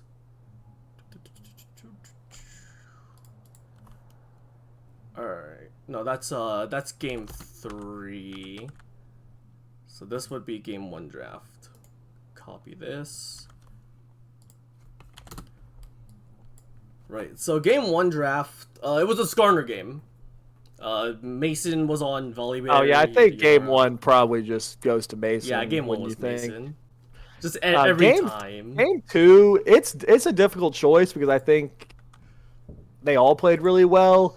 I think Albert had an insane game, but you know, to me, maybe some mid lane bias coming through. I think I'd got to give MVP to Omar personally. Like the charms he was finding was what allowed them to both get lane advantage, get side lane advantage, and then he had to be the engage Ahri, and I don't think people realize how difficult that is to do, especially when you're playing against something like the Syndra. But he was consistently finding good engage, consistently finding good team fight starts. So that's who I would lean towards. Yeah, I mean, honestly, I kind of want to give it to Omar because he hit, like, how many charms? And every single one was clean. So many freaking charms, like, yeah. And I mean, I gotta say it again, like, he's playing Ahri engage. Like, there's, like, yeah, I guess Set can run at you, or Lilia can run at you, but you prefer to play Ahri as, like, the follow-up to someone else, hitting charms on targets that are already CC'd. He was finding the initial engage onto Syndra, and then the next fight he'd find it onto Ashe. And I mean, that was just some really, really impressive stuff, and had to do it. I mean, you take Flash Ignite, you have to do it, and he stepped up. So I think MVP to Omar there is very well I'm pretty happy with you, Omar. I wouldn't have given it to anyone else, personally. Okay, so banger game by Alberts, and we're going to be very quickly, I believe, getting into a game 3. Yep. I am moving my booty butt as fast as I can. And by that, I mean whenever Hong decides to press R button on that draft link, because they haven't started yet. So Big Bananas opted to go back to the blue side. Yeah. Both teams have won on blue side so far. Both teams have selected blue side, and now they've picked blue side a third time. So blue side's been the preferred option every single game. What will be interesting to me to see is will Alberts leave open the Yunara again and allow Will to first pick that, or will they decide that they want to ban it away themselves? Game 1, when they were red side, they chose to ban away Udyr, Twitch, and Darius. I wouldn't be surprised if we don't see a Darius ban drop for a Yunara ban, maybe.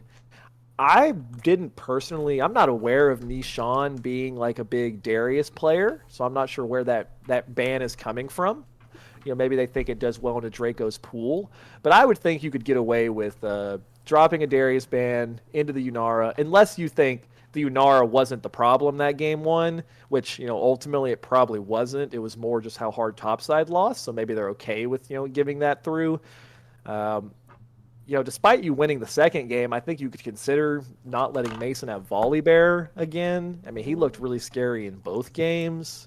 I mean, if they're not banning the Volley Bear, they better be getting some very good value out of their other bans, because twice now the Volley Bear was left up, and twice now the Volley Bear was the problem.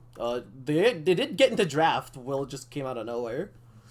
Okay, we're in the draft. Let's see it. So BB chooses to ban the Lilia. They said, Albert, you had an insane game. We're going to respect that. We're taking it away, and it's just going to be... Inferno's bans did not change. Obligatory Mason ban, obligatory Will ban, and then the Darius you just said, they banned it again. Yeah, and I did actually call this out. They banned Lilia in game 1. So on blue side, BB feels like they can ban Lilia, whereas on red side, they thought they needed to ban Yunara over Lilia. Yeah. But Alberts is actually going to steal away the Volley Bear. That's really interesting. Lulu Volley Bear is a pretty good combo in my opinion. You can press R on the Volley Bear, and then anyone around the Volley Bear gets knocked up. Yunara, and I can tell you that's almost certainly going to be a Silas jungle for Mason. It's no doubt a flex pick, but I know that he's a really big fan of Silas jungle, especially after the recent buffs. I'm not sure how it would do with the Volley Bear. So far already. Yeah, and we're going to see if Eden's going to go... Not going to choose to run the Sona back a third time. He's going to try to see if maybe the Soraka can do a little bit better. But, to be fair, I thought Sona did pretty well in both games. So I'm not really sure if I would have personally switched off of the Sona in favor of Soraka. But I think we'll see it's if because maybe he that can gives press him... E on the Volibear, and then he can't really do his thing. That's true. Yeah, I can see Silence being a pretty powerful tool against Volibear, definitely. We'll see if Teddy's going to want the Aphelios into Yunara again, or if it goes something Omar's else. just going to blind the company. Omar is a confident man after how damn well he played game 2. You can see that. Blind picking the Akali. I respect the hell out of that pick. Akali's definitely a champion that can see counter picks. I'm not sure if maybe he thinks potentially it's Silas mid. I would say Silas versus Akali is a skill matchup. They're banning Galio, so I think they have a read that it's Silas jungle. But yeah, it's probably Silas jungle. I'm not sure what Taxi will want to go for as far as counter pick. Galio's been banned away. They may ban away the Annie as well. After that, I think Lysandra can do pretty well into Akali. If Taxi's feeling really spicy himself, I think Zoe can actually do well into Akali. That's a pretty skill matchup. They just banned all Hong champions. Plus Albert. And yeah, we've got a lot of bans towards Teddy. What's he gonna go for? Another champion. Yeah, I mentioned at game 1, I thought that Kog'Maw Lulu could have been a good answer into Yunara. They went for the Aphelios this time around. Kog'Maw sneaks all the way through, and I think Kog'Maw Lulu's a great choice here. When I think of Kog, I think Hong, so he's on some super comfort. Nishan picks up Gwen.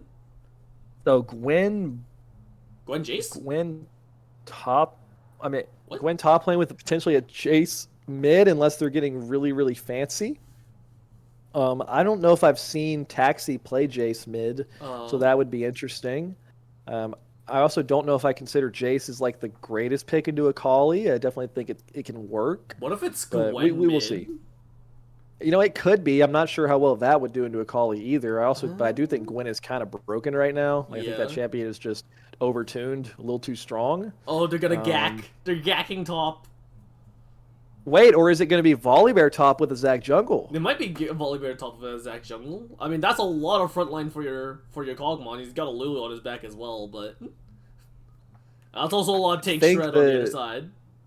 Yeah, I would think that Gwen would be pretty happy into Zach, so maybe you put the Volibear as kind of like the counter pick into Gwen. I don't know. I'm excited to see. There's some what cookery. This ends up looking like. There's some cookery, but really exciting game, and I think more than anything else, I just love the confidence of Omar to just blind pick Akali here after a damn good game too, and that's who I'm going to be looking at. And I mentioned it before the first game even started. I said if Albert's Inferno is going to level up from where they were last season, it was going to be in large part due to Omar stepping up his consistency and his ability to carry.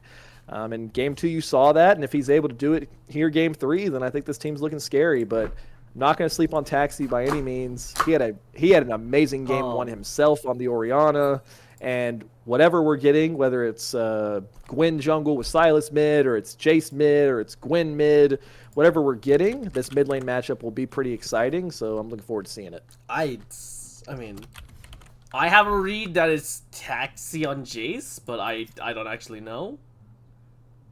I'll be honest, I'm kind of very confused by this draft. Like, what thing? I think it might be Gwen top and like the Jace mid. I think it's like Zach jungle, Volibear top. These seem like champions thematically that Albert would play. Like Albert would play Zach.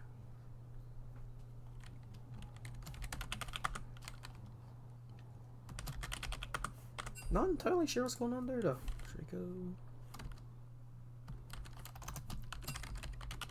Am I in the wrong spot?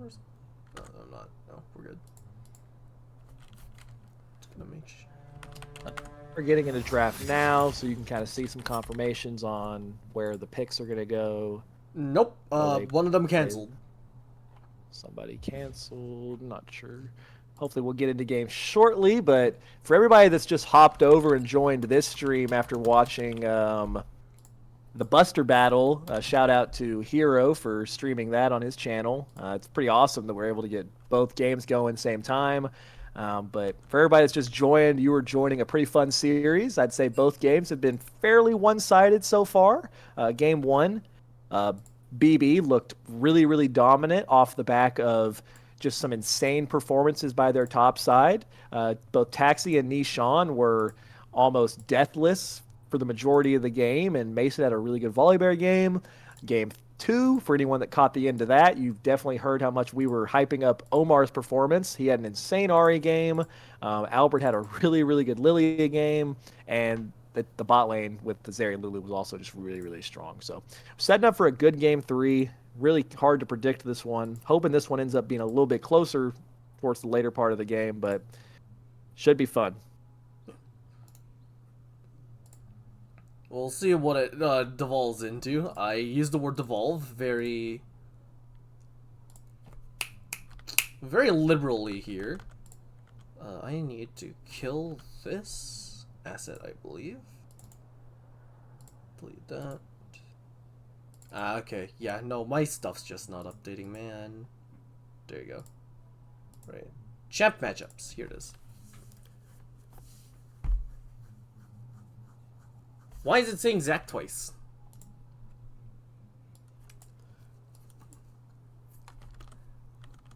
Well, we've gotten into the draft, and I'll just show you guys what's been picked here. So it is Zach jungle. So it was the Volibear. I like that. You know, I think, you see Gwen come through as this strong kind of blind pick top laner, and then you decide, hey, we will just put Volibear top into it. I would assume that's a good matchup for Volibear if they're choosing to do so. The stats show it being pretty even. Not too many games. Fairly even matchup. Not too sure how Sylas jungle, if he prefers Volibear or if he prefers Zach. Looks like Volibear has pretty good win rate into Sylas. Zach, on the other hand... Why does it say Zach is the support? That's... What happened here? Who knows? But yeah, I don't know. I think Silas would be pretty happy into Zach overall. Zach probably doesn't really ever have enough damage to kill Silas, but can kind of just work on CCing him down. Jace as the pick into Akali is probably what I find most interesting. If Taxi plays the matchup really, really well, I think it can be Jace favored. He has the range advantage. He has the ability to kind of go melee form and put damage down onto Akali even when she's in the Shroud. But if he ever messes up and Akali's able to generate an advantage, it could get to a point where he's able to just continuously get one shot. So we will see. That'll be a hype one, though.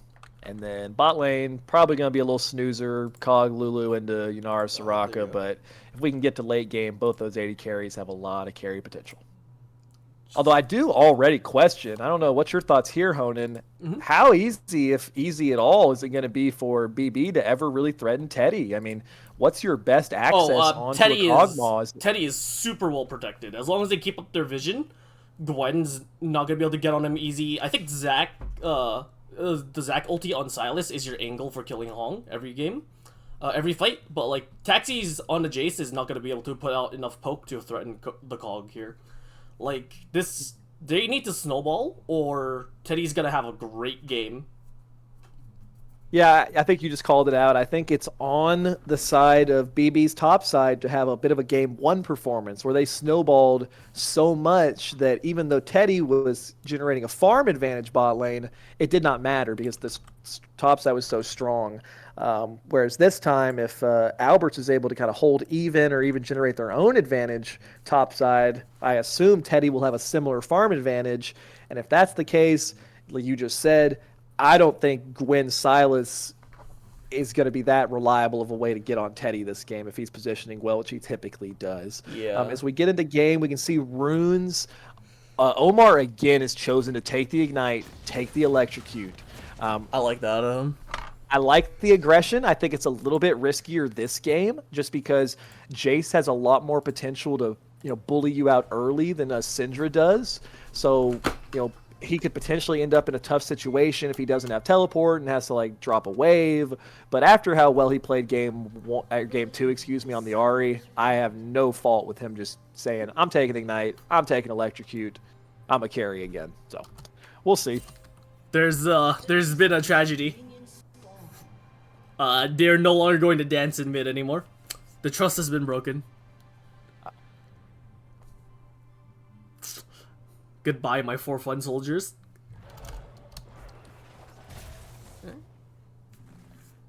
Good damage. Man, I'll be curious to see what He's just gonna walk in and start autoing. Yeah, I'll be curious to see what build Draco goes for. I assume it'll be kind of similar to maybe that build Mason went game 1, where you maybe get a little bit of AP, get the quick blades at some point. Oh, doesn't find him that time. Did not spot him out there, so he will get the base off. So, yeah, nothing too crazy happening there. A net 0, a net nothing has happened in topside.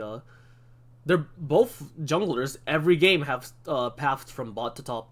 Like, every single one of these games. Really understanding the volatility of their top lane matchups. Our chat is way too damn quiet. Let's wake the hell up, chat. Okay, let's get excited. It's game 3. Who are we rooting for, chat? Guru, you said that, and immediately we had a guy off a redacted message. I fear for our safety. Oh, I read that was what the redaction message said. But let's get hyped, chat. Who are we cheering for? Well, game 3. Hong is Who are we not believing able in? to walk up here. I don't think he can do this. Level 1. I think you canceled the. I don't think you're showing the gameplay on the stream. No, it's showing gameplay on stream. Oh, my bad. No, you're good. You're very good. Who are we cheering for? Alberts? Are we cheering for Mason? The Jar team? I'm playing on Mason's What are the downfall. Let's see here. Zaber. All right, sounds like we've got more Alberts fans than BB fans currently. It's all Mason. Mason has been a terrible PR move. But so starting out though, hey, that's some really good damage down onto Teddy early. Already blowing all of Teddy's summoners, blowing the heal off of Lulu. You still have both flashes on the bot lane for BB.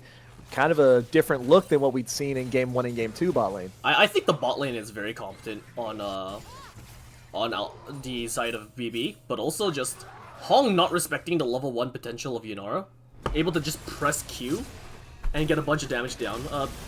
Wow. Oh, that's a really Omar good fight. trade by Omar. A lot of damage. Goes in for a flash. Oh, if the Q lands, that is a dead taxi. The taxi would have crashed into the side of the curb. Yeah, I mean, Omar landing that initial shuriken flip that allowed him to chase through. As long as Akali's hitting that, Will her can do trades are this. always going to be good. Alright. But so no flashes on either mid laner now. Gonna have to see which jungler can try to punch that first. Yeah. Top lane matchup is going pretty well for Drago. Maybe that's an angle for Albert to really bring something back here. We'll see. Omar kind of needs to get this wave pushed and then take a base so that he can reset to try to match. Oh, the fact that, we got Silas Jace ganking just topside reset. here. I'm just gonna. tell He the was game on to vision block though. that. They saw Mason coming, so yeah, completely Yeah, on vision just there. walks It's a away. really good ward to spot him out, give you plenty of time to react, and yeah, Albert gets his base off, or excuse me, Omar gets his base off. Albert just based himself, and interesting, pretty good start for both teams so far. Albert's actually, interestingly enough, is choosing to go for damage item first. Looks like he'll probably be first building a Leandri's, and he also went for the red smite, so really wanting to have some damage on Zac this game. He's already bought the Faded Ashes, I believe that item is called. Yeah, Faded Ashes will help his clear speed quite a lot. He They're will be, going a in lot on Mason switcher. right now. They're just gonna walk away from him. Looks like Mason knew. Yeah, Mason did manage to pick up the crab, so I mean, another game where Mason grabs a double crab is really nice for himself. Yo, Mason loves crab curry. Ooh. I mean, the Volibear cancels a few autos. Just kind of standing there very intimidatingly. This lane is going terribly for the Gwen. They're not canceling the W chomp though. The healing is still massive. Yeah. It looks even, but like, Volibear still got a whole pot. Yeah, I'll be curious to see how early on Gwen chooses to get some healing cut.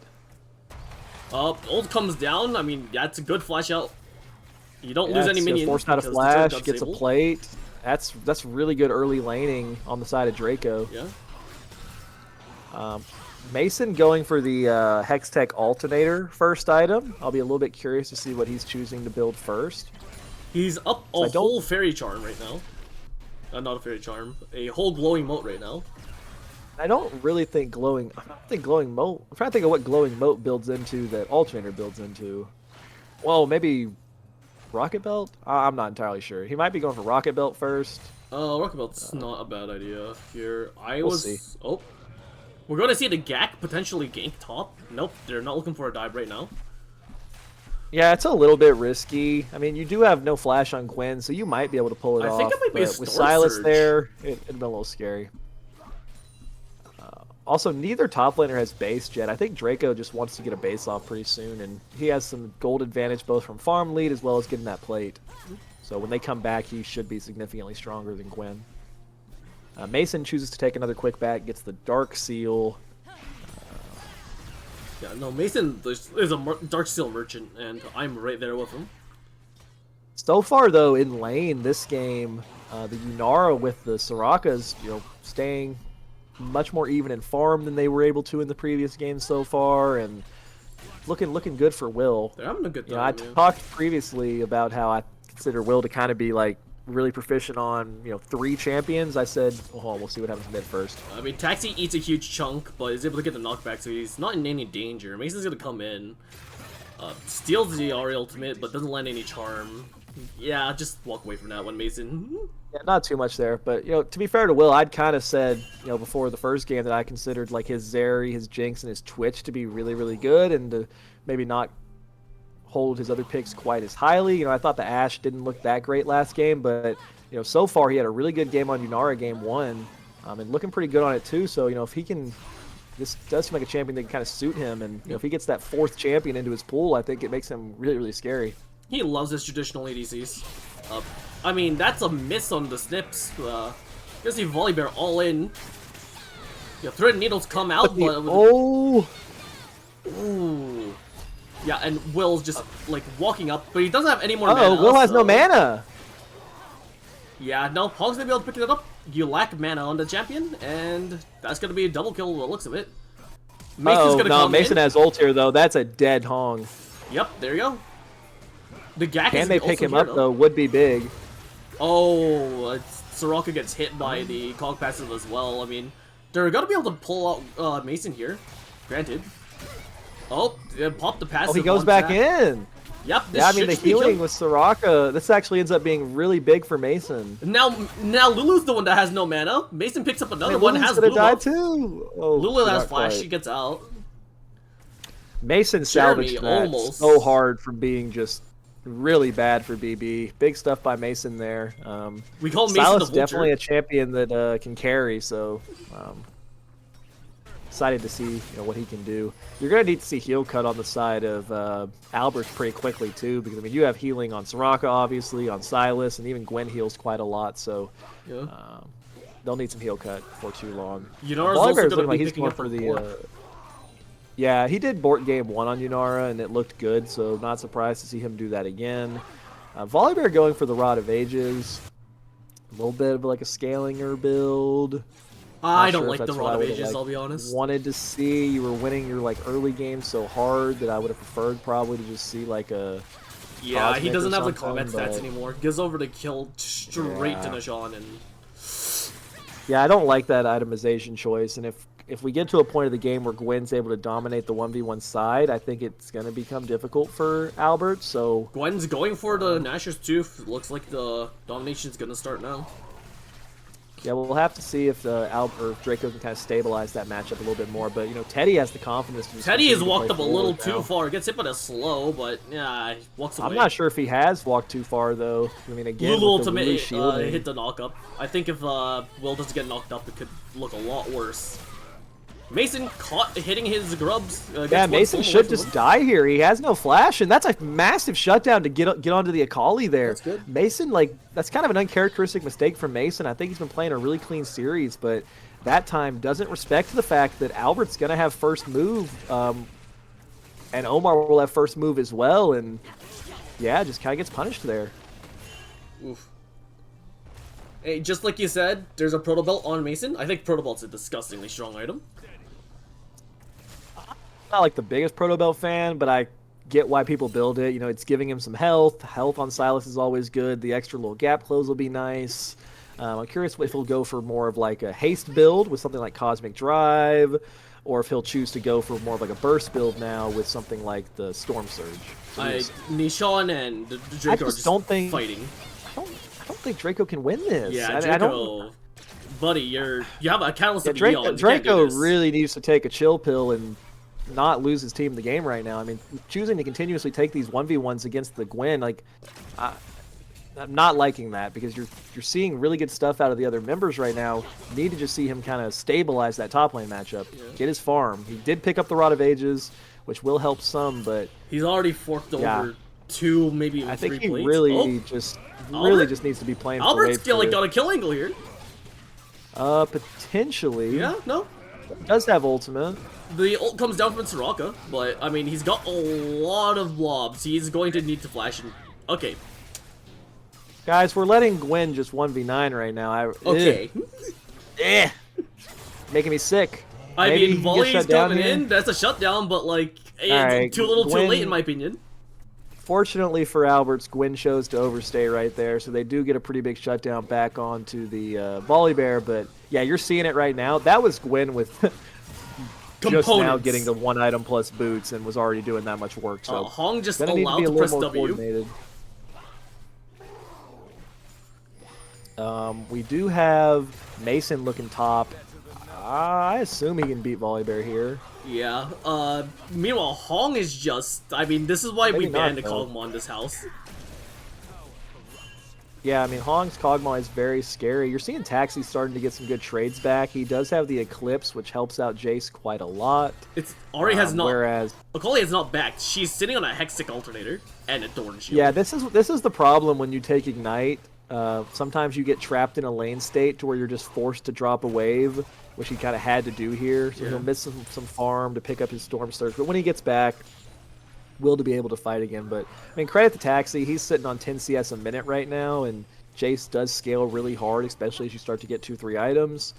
His farming right now with 40 CS lead mid is pretty huge, so we will see what he can do with that.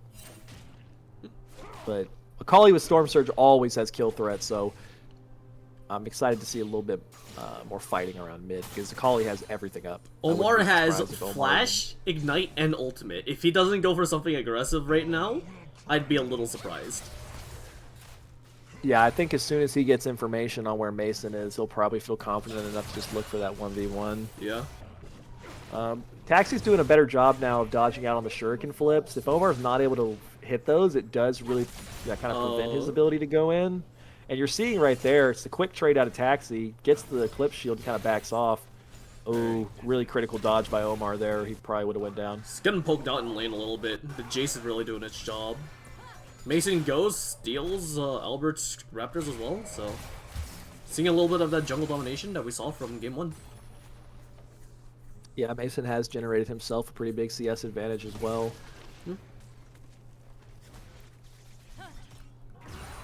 I mean, overall it's a 2k gold lead, you know, but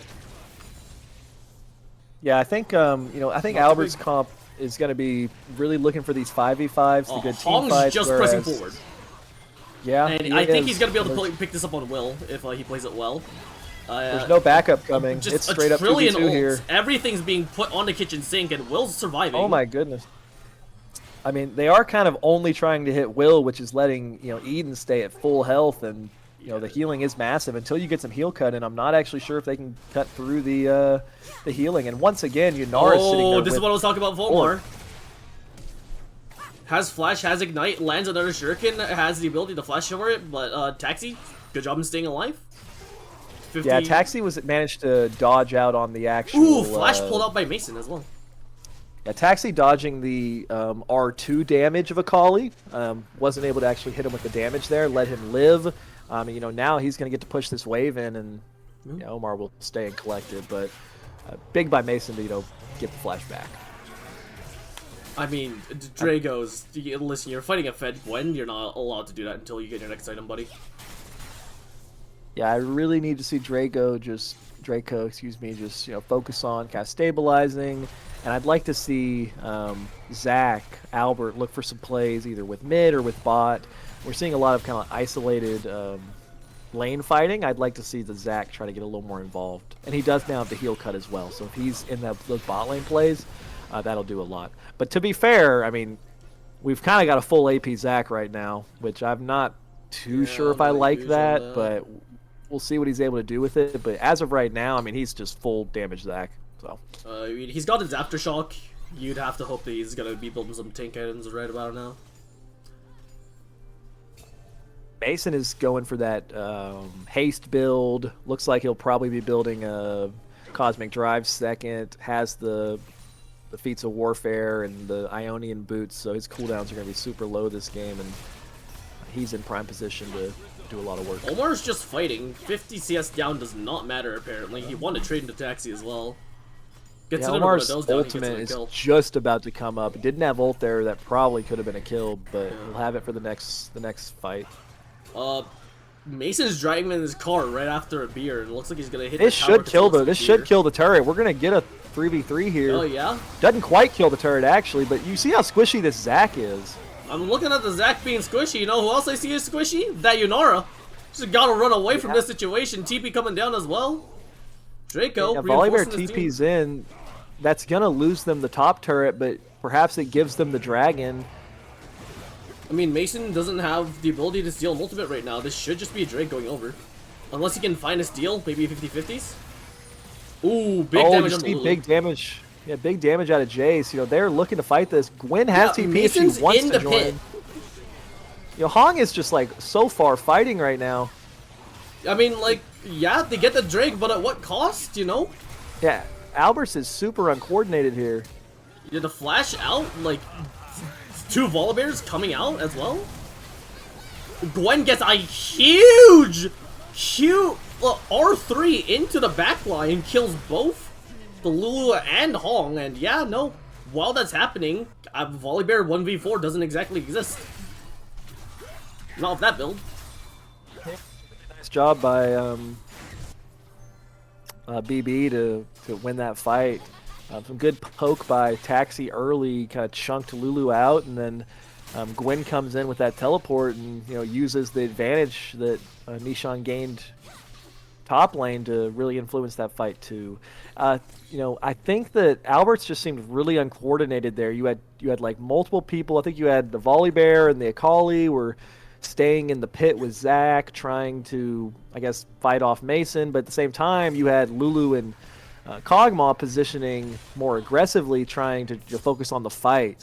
And this is not a comp where you can have split decision making. Whatever they want to do, they need to play it as 5. So next fight, I'd really like to see the Alberts team try to look a little more coordinated and kind of seem like they're all on the same page of, are we fighting objective or are we fighting the fight itself? I mean, right now, they are just going to start farming again, and I do favor the Kog'Maw the later this game goes on. I'm just wondering if we can even get there, because that is a 5-in-1 Gwen. She's got a Riftmaker and a Nashor's. Like this, you gotta kill that Gwen, or your fight's just not playable. You said so earlier. That champion's broken. Draco can win this Especially fight with Taxi, actually. Yeah, I mean, Gwen, especially when she wins the early game, like, I feel like you're supposed to kind of try to shut her down a little bit, and then she'll scale into some relevance, but with how hard Nishan was able to win that early game off Draco just kind of continuously choosing to fight, I think it's kind of made it hard here, because I don't think Akali can really do too much 1v1 against the Gwen anymore either. I mean, that's a 2-item Gwen. So, I mean, I think I agree with Jonah that Akali can play into Gwen, but not when you're already down a full item and they have, empowered mercs, but we'll see.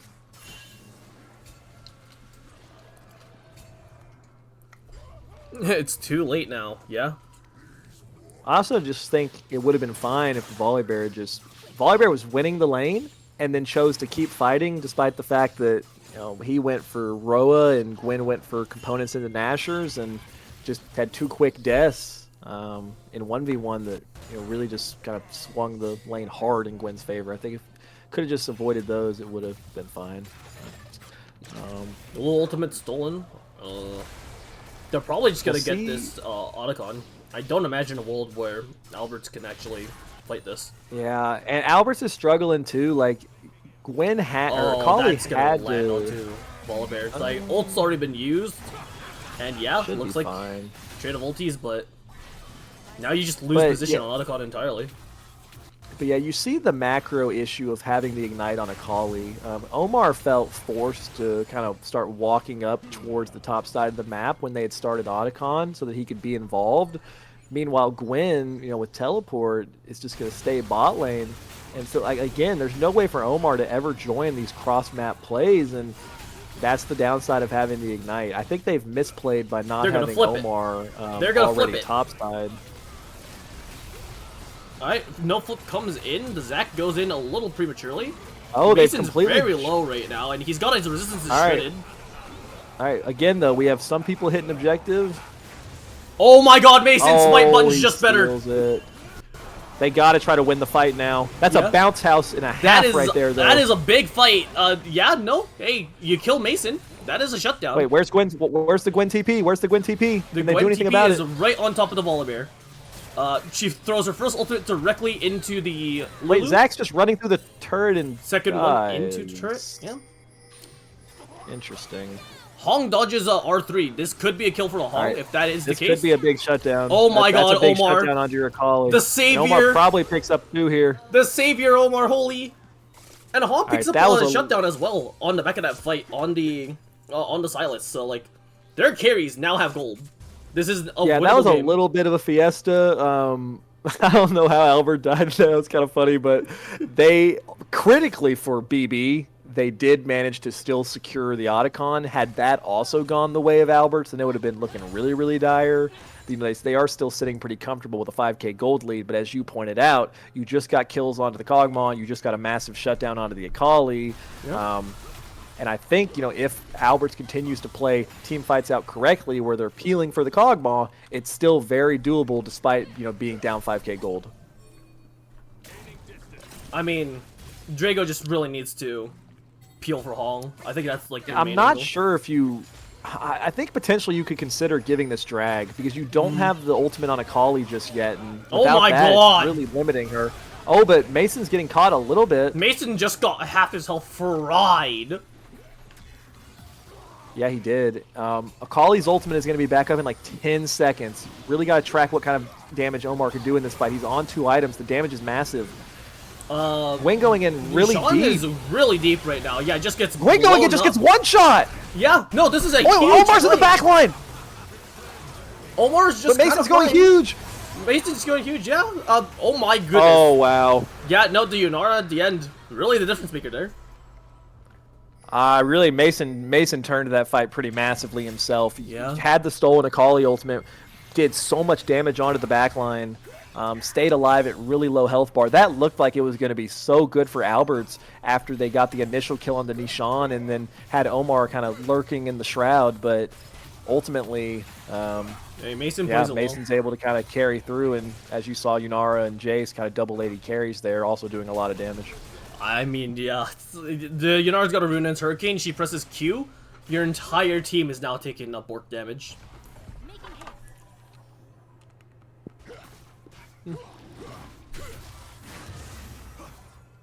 Mason, the rat he is, stealing jungle while the enemy jungler is dead.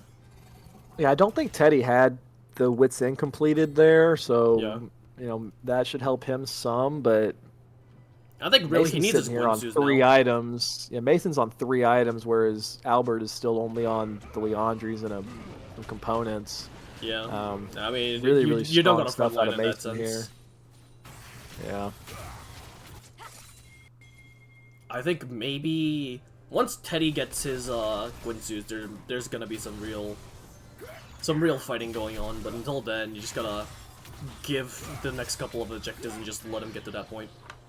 Yeah, I do think this is like the rare game where an 8K gold lead doesn't feel completely out of reach, just due to the power of like Kog'Maw Lulu and the fact that Omar is still playing well enough to have like kill threat on someone if he can catch them out.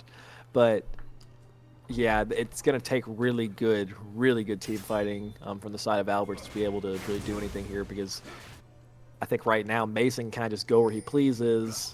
Gwen can pretty much go where she pleases, and yeah, they're going to be hard to deal with. Yeah, I mean, Mason is level 15 to level 12. Yeah, I don't know. They went for the last pick, Zach. It's not looking too great into the Silas. Mason's kind of just getting to have his way this game. I mean, like, Zach has no farm. Mason has stolen some of it, and his top laner just took the Gromp, so... Yeah, it's kind of like what we saw game 1, where it just, at a certain point, became so difficult for Albert to really get any resources. You know, at least with the Zach, you know, as long as he can still start fights off by finding some good CC, you know, he can still get some value there. But... And yeah, Mason's really having his way. Nashan's got Shadowflame completed. I don't think you ever fight this Gwen. Yeah, 3-item Gwen is so scary here.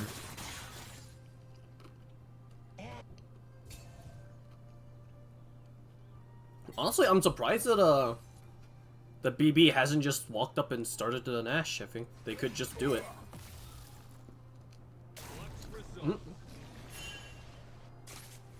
Taxi's gonna walk away from a potentially dicey situation, but like, they just siege.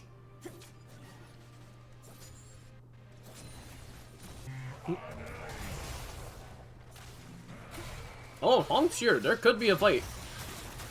Yeah, look like Hong is going to try to look for a pick onto the Gwen with the help of Draco. But yeah, Gwen's a champion in the League of Legends, guys. Yeah, and that's just going to give them free reign to go start up that Baron, and they're taking it fairly fast. Albert will be able to get over there. I don't know if he has the ability to get vision on the objective, but I mean, potentially could look for a steal. Oh. Flies over to get some vision, but without flash, I'm afraid now it's just going to go down before his E's back up. Yeah. So very clean Baron. I do think Draco can win this. Oh but... my god, not even close. I mean, that's Gwen starting off at 30% HP, but as you said with that Shadow Flame, it is just not close anymore there. Yeah, no. He really needed to dodge out on the snip, but didn't dodge any of the snips. got hit in the center of all 5 of those, and I'm not sure what the damage number is on that, but I think that's like 68% of your current health is damaged. Plus Shadow Flame. Besides a little bit closer this game than game 1 because Omar himself is still having a pretty solid game, but I mean the jungle top is just so heavily in the favor of Alberts right now, or excuse me, BB right now that it's even though, and I mean that's not even to say that Taxi and Will aren't playing really good games themselves, but it's a little bit of a wallet diff at this point with an 11k gold lead. I mean, Gwen has stopwatch now, so you gotta catch her at least twice.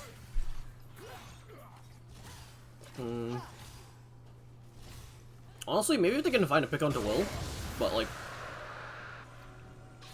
Will's just been positioning so well. Albert is almost dead. Yeah, look at that. I think Albert spent 4 seconds next to that Gwen and is almost dead. That's your tank. Yeah, the Gwen blind pick just really good. They didn't have a great answer into. They chose to, we'll grab Zach and put the Volibear into it, but now you've ended up with both top and jungle kind of seeming to be countered and really struggling. The Gwen is haunting both my Summoner's Rift games and my Teamfight Tactics games. Right? Is there a new Gwen skin coming out? They're gonna put up a last, like almost feels like a last-ditch effort for a defense here, but yeah, just waiting for hard to do walk so. Yeah, Mason has the Volibear ult here. If he wants to pull the trigger and shut off those turrets, he can do so. Yeah. Doesn't look like he's gonna go for it yet. Just gonna slowly drain Albert's Inferno of resources.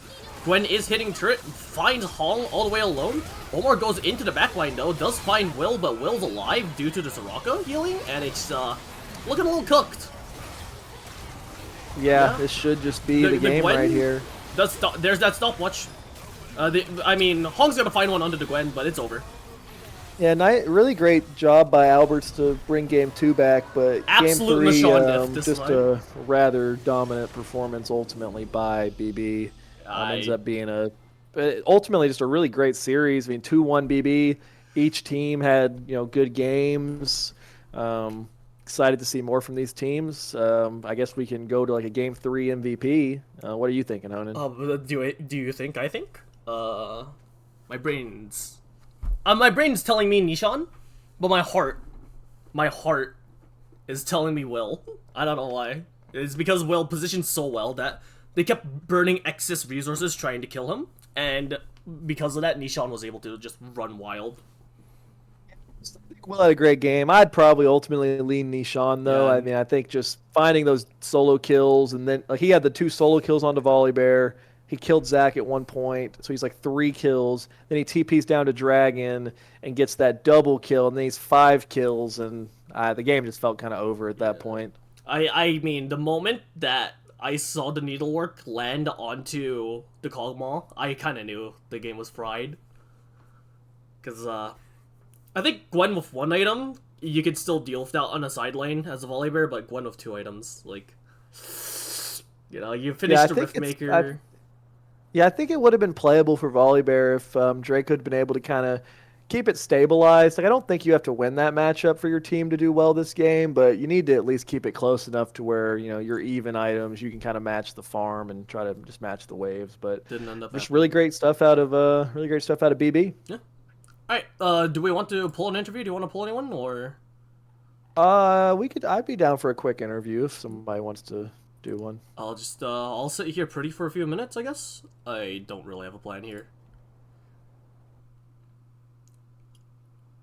I think we usually pull in the MVPs, right? So yeah, or Nishan, or if anybody wants to join. Yeah, like Nishan, Mason. If Cam is around, I'll take Cam, but I'll take Cam. He's not even playing the games. No. Okay. Hello. Oh. MVP with a little sticker on my fucking lollipop. I'll pretend to be MVP. This guy. What's up, but every time the Zach jumped in, who was there to hammer him out? Listen. That's true. Slept on. I thought you played a really good Jace game, but I'd prefer you. I think your best game was game 1. I thought the Oriana performance was really, really nice. Yeah, I think my best game was game 2. Personally, I don't know. Ah, let's. We can I agree was to lagging. disagree. Okay. It's okay. It's okay. Well, let's Happens. just overall. What are your thoughts after that series? After playing one full series with your team? Well, we've scrimmed a decent amount. We played some series. Game day. Game 2 could have went a little bit nicer, but I will say I think going into game 1 we were omega prepped on draft. Like we got basically what we wanted to see. Like we got everything out. Game 2, Lilia, we let it go through. I think we should have just let Jinx we should have let Jinx through, let him play Jinx. It's like the same thing as Zeri. Just keep the Lilia off the table. I think we were just like mainly looking at blue side on our prep, but I'm proud of the boys. I'm proud of us. Like I think we did pretty good. We had a plan that we wanted to execute, and we executed in 2 out of the 3 games. And you know what? That's a winning record. So that's 1-0 for the big bananas. Jaxie, I only have one problem with you. How do you feel about crushing any hope of having dance parties mid? I'm surprised that anybody has ever. I think anytime I've ever had a dance party with anyone mid, I've hit them like as we're walking away. So That's you. listen, I got my comeuppance. I got my comeuppance for that shit, bro. Like, did you not see what happened in the game where I hit him mid, bro? Like, I got what I deserved Okay, for that's that. Okay. All right. So what? Let's see. I'm trying to think. I want to go to Scrims real quick, see what your next game was. I think we're playing Meta Busters. Yeah, I so I think. guess I think that's right as well. Let's see. That'll be a fun series. You obviously didn't see it because you were playing contemporaneously, but Metabusters did actually just have the big Buster battle with NYMB. Yeah. I did hear It's up the against results of that Mythbusters. match. Yeah, that did it. I didn't get to watch it either completely, but it did seem pretty NYMB favored. Do you have any thoughts on the Metabusters matchup or what you're expecting out of that series?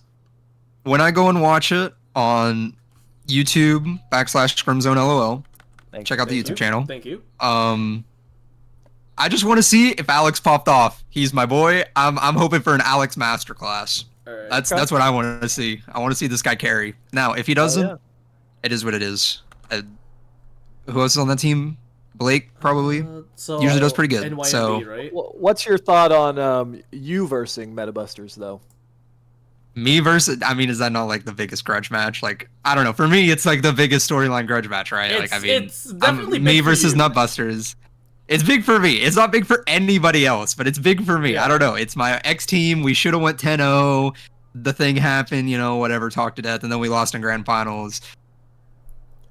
They Hey, both We are were real this real. hyped team. Go prove them. But now, and they're running it back with the same roster minus me, because I'm just not cool. I'm not that guy. You gotta prove to I'm them shit. that I they mean, can't win they saw without that you. center game too, and they were probably like, yeah, thank God we cut this fucking fraud, man. Like, No, you know what? Hey, fair game. You gotta go in and prove I- that you're the better mid laner.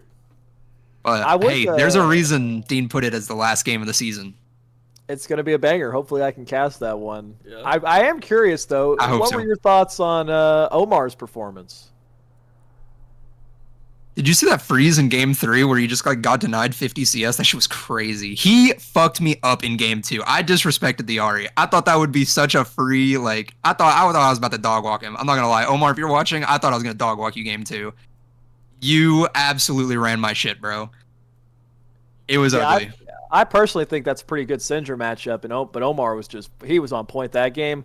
Game 3, I thought had some good Akali moments, but I thought the Jace was kind of an interesting counter pick into that. I didn't necessarily see you go in that route, but it seemed to work really well. We had no AD, and I was like, I've played the matchup a decent amount, and I think it is Jace favored as long as you don't die level 4. And I almost died level 4, but I didn't.